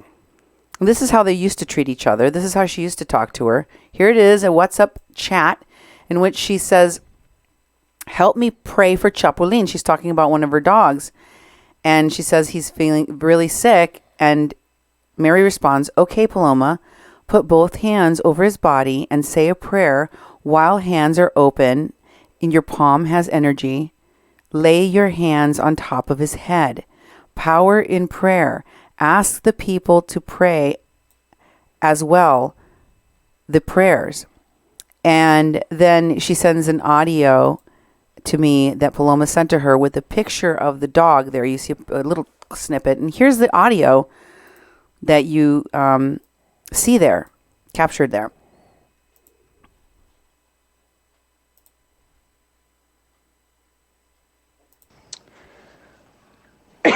Oh my God, Remy's so sweet. I walked by Jasmine and I was touching her feet and like tickling her. And Remy literally started barking at me. He's so cute. He's so cute.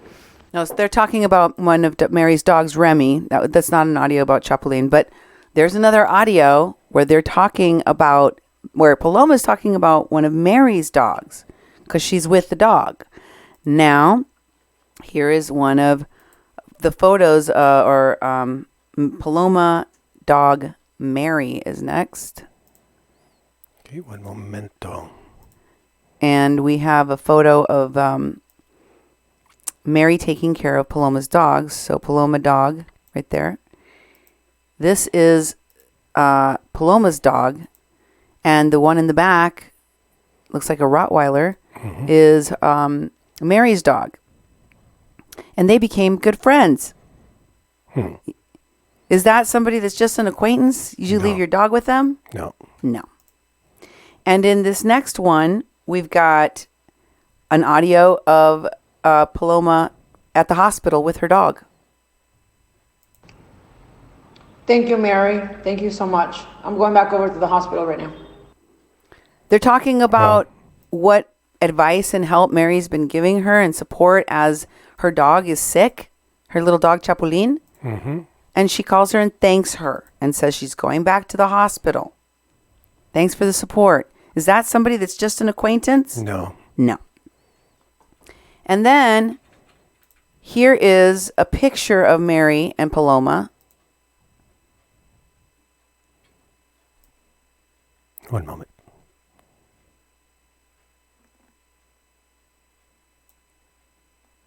Audio, Paloma Hospital, St. Patty's. Oh, I'm sorry. You don't have that photo in there. You don't have it. Okay. You don't have it in there. Here's it one. So we're missing another one of the many pictures of Paloma and Mary. Let me see which one it is, because I'm sure I put it in here. Okay, there it is. Oh, no, that's not the right one. Mary Paloma pic. This one is the one that we're missing, right? Yeah, I can't really get it or anything. Well, I'm trying to see which one it was. Just really quick. All right. We're good. we have a lot of other examples. I think we've already made our point, really, if you think of it. And I'm not trying to do overkill, okay? But what I do want to show you is that she is full of caca. She is so full of caca. And here's another picture of them at a restaurant. There's Jean. I'm sure that Mary treated them to more meals than Jean was used to getting treated. And there's, Ben Borquam and his family. Paloma has a very uncomfortable looking little girl of Ben's on his lap. Here's another picture of them on St. Patrick's Day, Mary and Paloma. Here's text messages sent by Paloma to Mary on her birthday that they're celebrating. She sends a picture of herself, her friends, her husband, her cake on the table. She says she rented a loft. She went to the trouble of videotaping the loft where she stayed. She says this is a ritual, yearly. I do the same thing every year, she says at the bottom of this. And then she sends a video. She sends this video to her best friend about the yearly thing that she does for her birthday that she wants her to be at. She's in that category of friendship. And here's the video.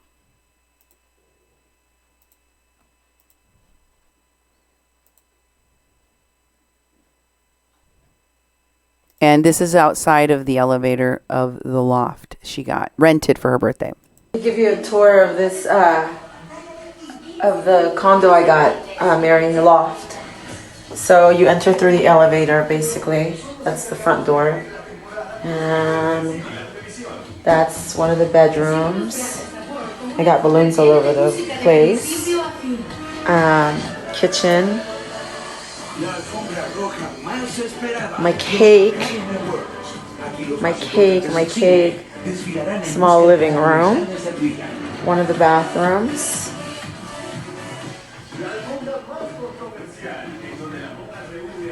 Another bathroom with a closet. So yeah, whenever you want to come out to Mexico City, you should. It's awesome out here. Come out, fly out here. Bring Jasmine, and we'll spend a week out here. It's freaking beautiful out here.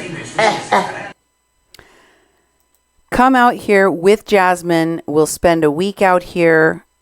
Is that something that you invite some people to Mexico? That are acquaintances? That are acquaintances through politics that you never really like, that you were always very unwary of.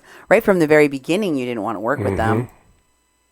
And they insisted that you care for their kids. They lied to you. This is how she tries to twist it afterwards. After things have gone terribly wrong in her relationships to other people, usually because of her own behavior, her own mouth. Let me just remind you, you just read that whole 7-page rant of hers that didn't ever explain the harassment. Ever. But listen to what her own audios tell you that she has done to her victims, like Jimena Sanchez. Listen to this audio of her talking about stalking Jimena. Hey you, I'm on my way to Inglewood, because I have to know, because really I have nothing to do other than fuck with these bitches, because they're gonna leave me alone one way or another, girl. I am gonna go over there. I'm gonna go to the airport. Oh, fuck. And see if it is her checking in for that 11:55 flight. If it's not... Stalking this woman. I mean, I think it is. At the airport. You know what it is? I think that this bitch, that's not her real name. It may be something else. You know? It may be a fake name. Because, I mean, everything about her is fake. I don't see why she wouldn't have a fake name, you know? Now that I think about it, because I don't think this fucking blonde fucking twig would travel by herself. I really don't.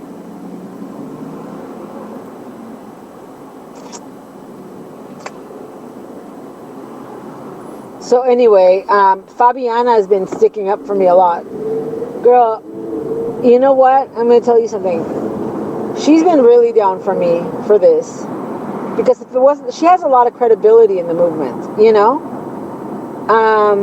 People know her as honest and telling it like it is. So that's what and so, you know, she has, like, the major people in the movement, like, really respect her, like Kyle and what's his name, the one that you like, the Colombian guy. What was his name? He was fucking hot. Anyway, even Robert calls her a fucking thought, or whatever. What do you call it? Like, a thought? Is that what you call it? I don't know. But anyway, he really respects her too. At the end of the day, he liked her, you know? He liked her. Like, he could try to lie however he wants, but he liked her. So, anyway, so yeah, she's been really sticking up for me to the point where this Freddie Lent guy, he fucking blocked her, dude. And you know what? He works for Trump. He actually works for Trump. So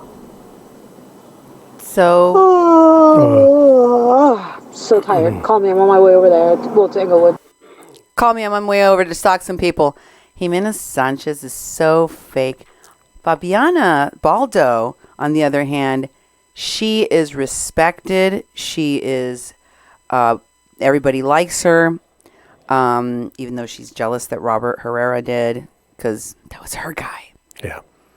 But anyway, at the end of the day, he liked her, and everybody seems to like her, and everybody seems to believe her. She's very credible. She's very credible in the movement, and she's been giving me credibility. You know what, girl? She's been down for me. She's been giving me credibility, and then she didn't. And when she didn't, guess what happened? She threatened her. This is how she talks about Fabiana later on. Listen.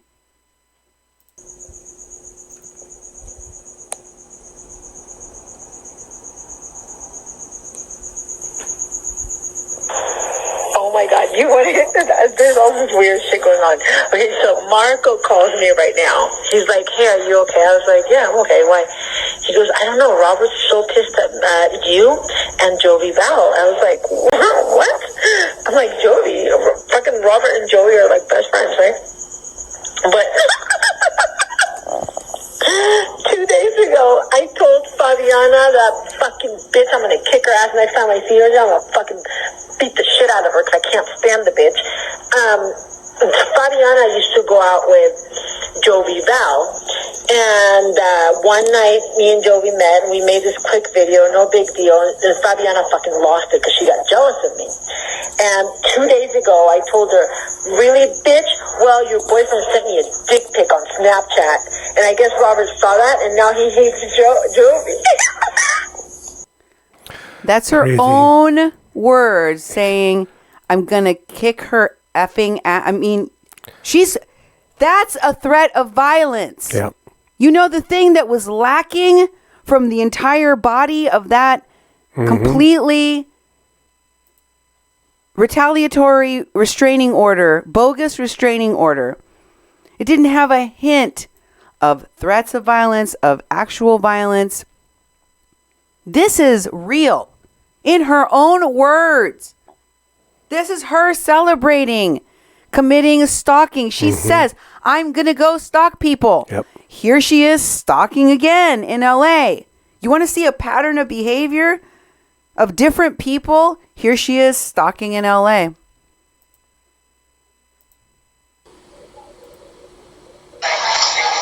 You know what it is, that I'm out here in LA chasing these bitches. And oh my God, girl, I've been all over them today and yesterday. It's so funny. They're fucking scared out of their minds. Oh my God, I have so much to share with you. This morning I'm driving on Sunset and they're having fucking lunch at Sunset Saddle Ranch.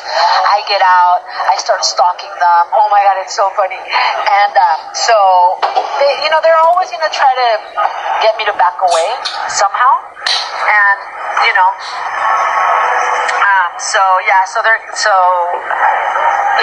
they're going to try to find you enemies. I really don't have enemies other than her, so what's someone that can bother me, that can drain my energy? Well, something like this fucking idiot. I'm not going to let it. I'm in LA. I'm focusing on la pinche puta enana sotaca. Want to be chichona, want to be fucking, Pantene hair. And that's my focus. And I'm not going to let this guy bother me because she's my focus, But that. She's the one that is obsessed with talking about these women's boobs, about their hair, about their looks, about their jobs, about their homes. You see the pattern? She's the one. And then she says, they're doing all of this to me because they're jealous of me. Mary said she was going to get my dogs taken away, and then my dogs were murdered. Yeah. I was staying with Mary, and I started feeling sick. All of these crazy ideas that she has. She mentioned that she threatened that she was going to make me bald. How the hell?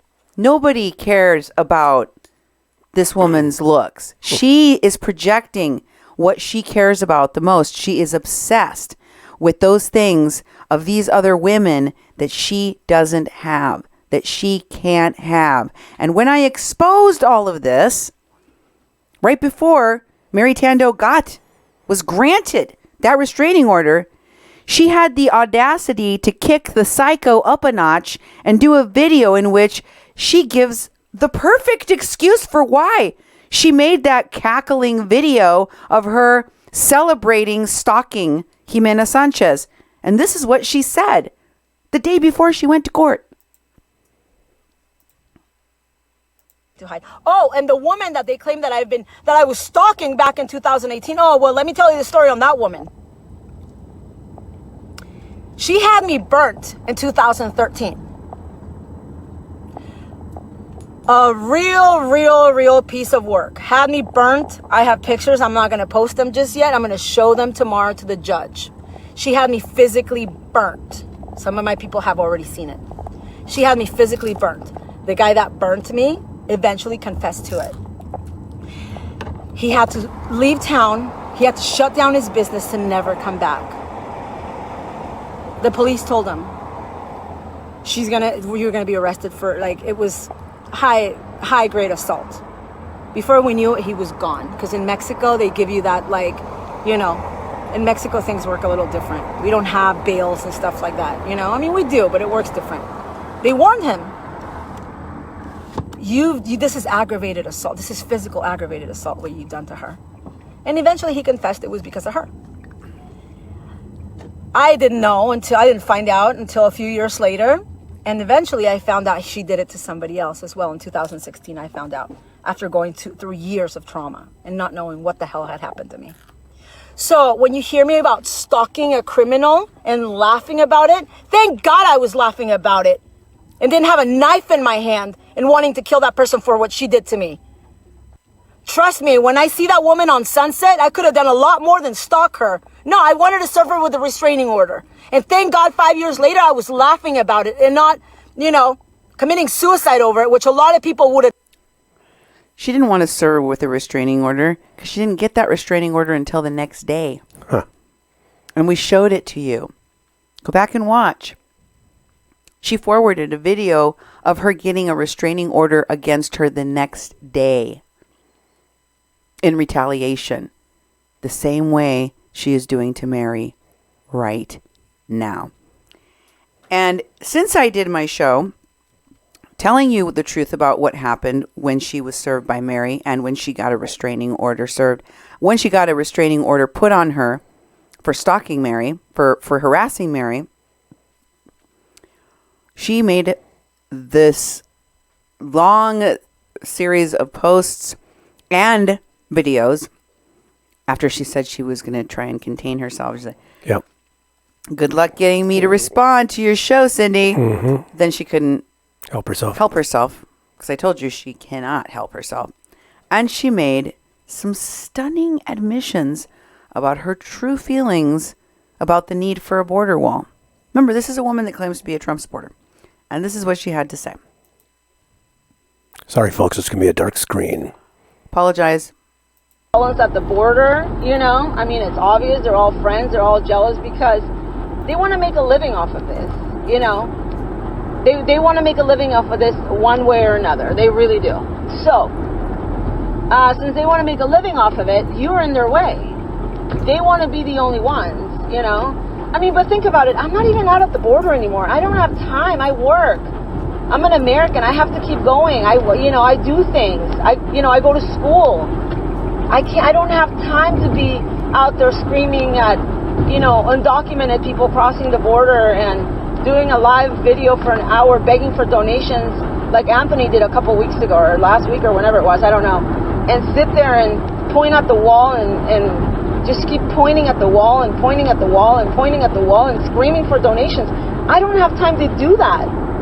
I really don't. I mean, that must be really, really hard to do, really unstable. Like, what an unstable life. If you have to depend on screaming at the border and calling people roaches at the border so that people will donate money to you so you can make your rent, I can't imagine, especially knowing that you don't have a chance. I can't imagine living that way. I just can't imagine living that way. Like, screaming at the border when there's nothing going on. I mean, there wasn't even anything going on last year either. He was fooling a lot of people. One time I remember tuning in when we were still, kind of cordial, and he had 1,000 people watching, making them believe that he was being chased around the border, and that all you could hear was some dogs barking. Guys. El Paso has to be one of the safest cities, okay? I don't like it. It makes me feel uneasy, but at the end of the day, you got to go by statistics, And El Paso is one of the safest cities in America. I mean, they have a lot of illegal crossings. They do, yes. They did have a lot last year with the caravans and everything, but it's not a city where it's like super dangerous or you have to walk, And a lot of El Pasans will tell you that. A lot of El Pasans will tell you, we don't need a wall. We never had any crime here. I've lived here for 47, I interviewed a lady when I went to the rally, right? And she was like, I've lived here for 47 years. And my backyard faces Mexico. And I've never had a problem with the cartel. And I've never had the need for a wall. So it's not a dangerous city. So anyway, so I tune in, and here you have Pedro, pretending like something major is going on, and he's like, guys, I hear something. And I was like, oh my God. I see what this guy is doing. And everybody's like you could see the comments, please be careful. Oh my God, where do I donate so I can help you with what you do? Thank you so much for what you do. Like, literally, thousands of concerned Americans all over America and even other countries. Not just Americans, even other countries worried about his safety, worried about that something might happen to him because he's at the border. He shut down that video and he was laughing so hard. He was going, oh my gosh, these poor suckers. So this is why they expose me and they attack me the way that I do, because I've been exposing these two for a while. In fact, tonight, what I just mentioned, the last 5 minutes of what I just said, I'm going to say it tonight on my big platform, because I haven't really been worried about reaching too many people. I really don't care. I'm not worried about it. I'm more focused on my work and my school. But the bottom line is, that I really do want to, I can share the crap out of a video that I make and it'll reach at least a few thousand people. And since they don't stop, and their main concern really is me exposing these two felons at the border, maybe they should be exposed. The last 5 minutes that I just mentioned, and I actually have a copy of that video because I thought it was really wrong for him to do that. I thought it was so wrong for him to be fooling Americans this way, you know. And not only that, but taking donations, claiming, you know, the wall was being built and stuff like that. So she's contradicting everything that she knows the president believes and that people that live in El Paso believe, just to try to undermine Anthony, someone who befriended her, helped her, just like Oscar. Yeah.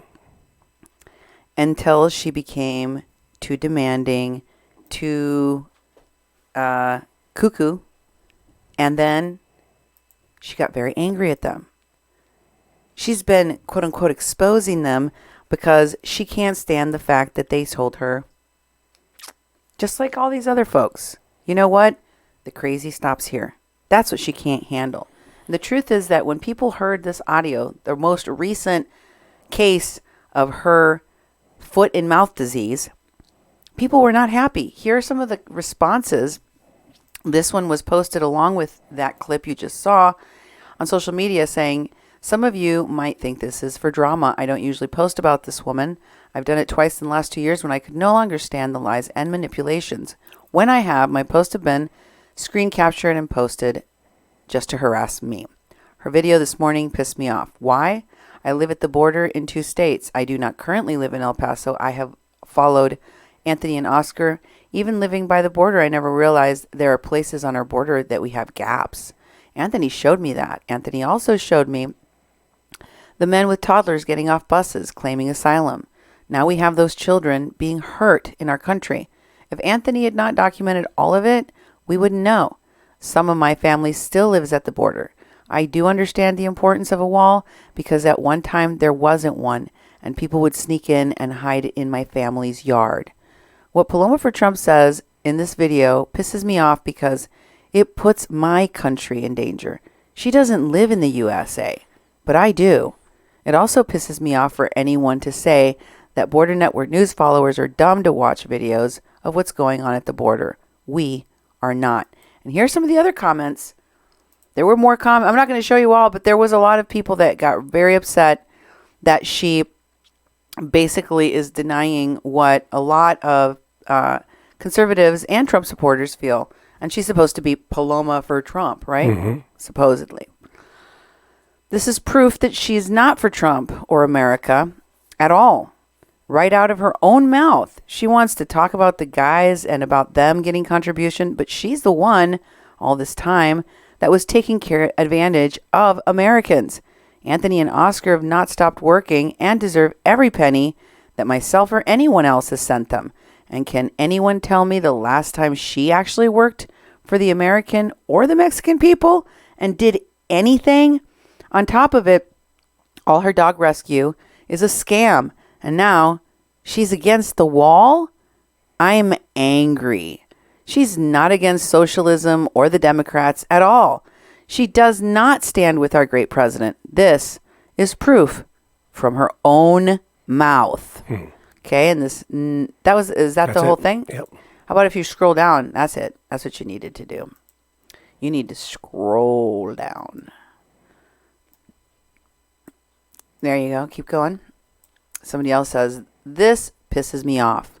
I support Anthony and Oscar because I want to, and they never begged for support. Paloma is one that has no room to talk. She ripped off so many Americans, I lost count. For someone who sleeps with anyone she can to pay her rent, she really shouldn't be putting out fake stories about anyone.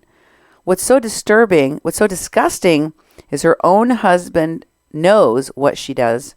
Well, I guess because it pays the bills. She is not a conservative, does not support any part of President Trump. She uses his name only for profit. Unbelievable. And finally, someone else says, not only that, This puts every border family in danger. So we don't need walls now, according to someone with the name Trump? How's that going to help the safety of our borders? Great questions indeed. And I'm sure that many more people are asking themselves exactly who this Paloma for Trump really is. And I think that a lot of these court cases and analyzing what she is saying and what she is doing are going to answer those questions that we have. So stay tuned, because I know it's hard to believe, but I have an even more shocking set of evidence to bring forth on my next show. To give you an idea, I plan on showing you how this whole facade of her being an important public figure is simply a ruse. She's not. She'd like to think that she is, but she really isn't. And I will show you how inadequate she is at what she claims to be a public figure, as well as her immeasurable cruelty. Stay tuned for that on my next show about Paloma, which we will be doing later this week.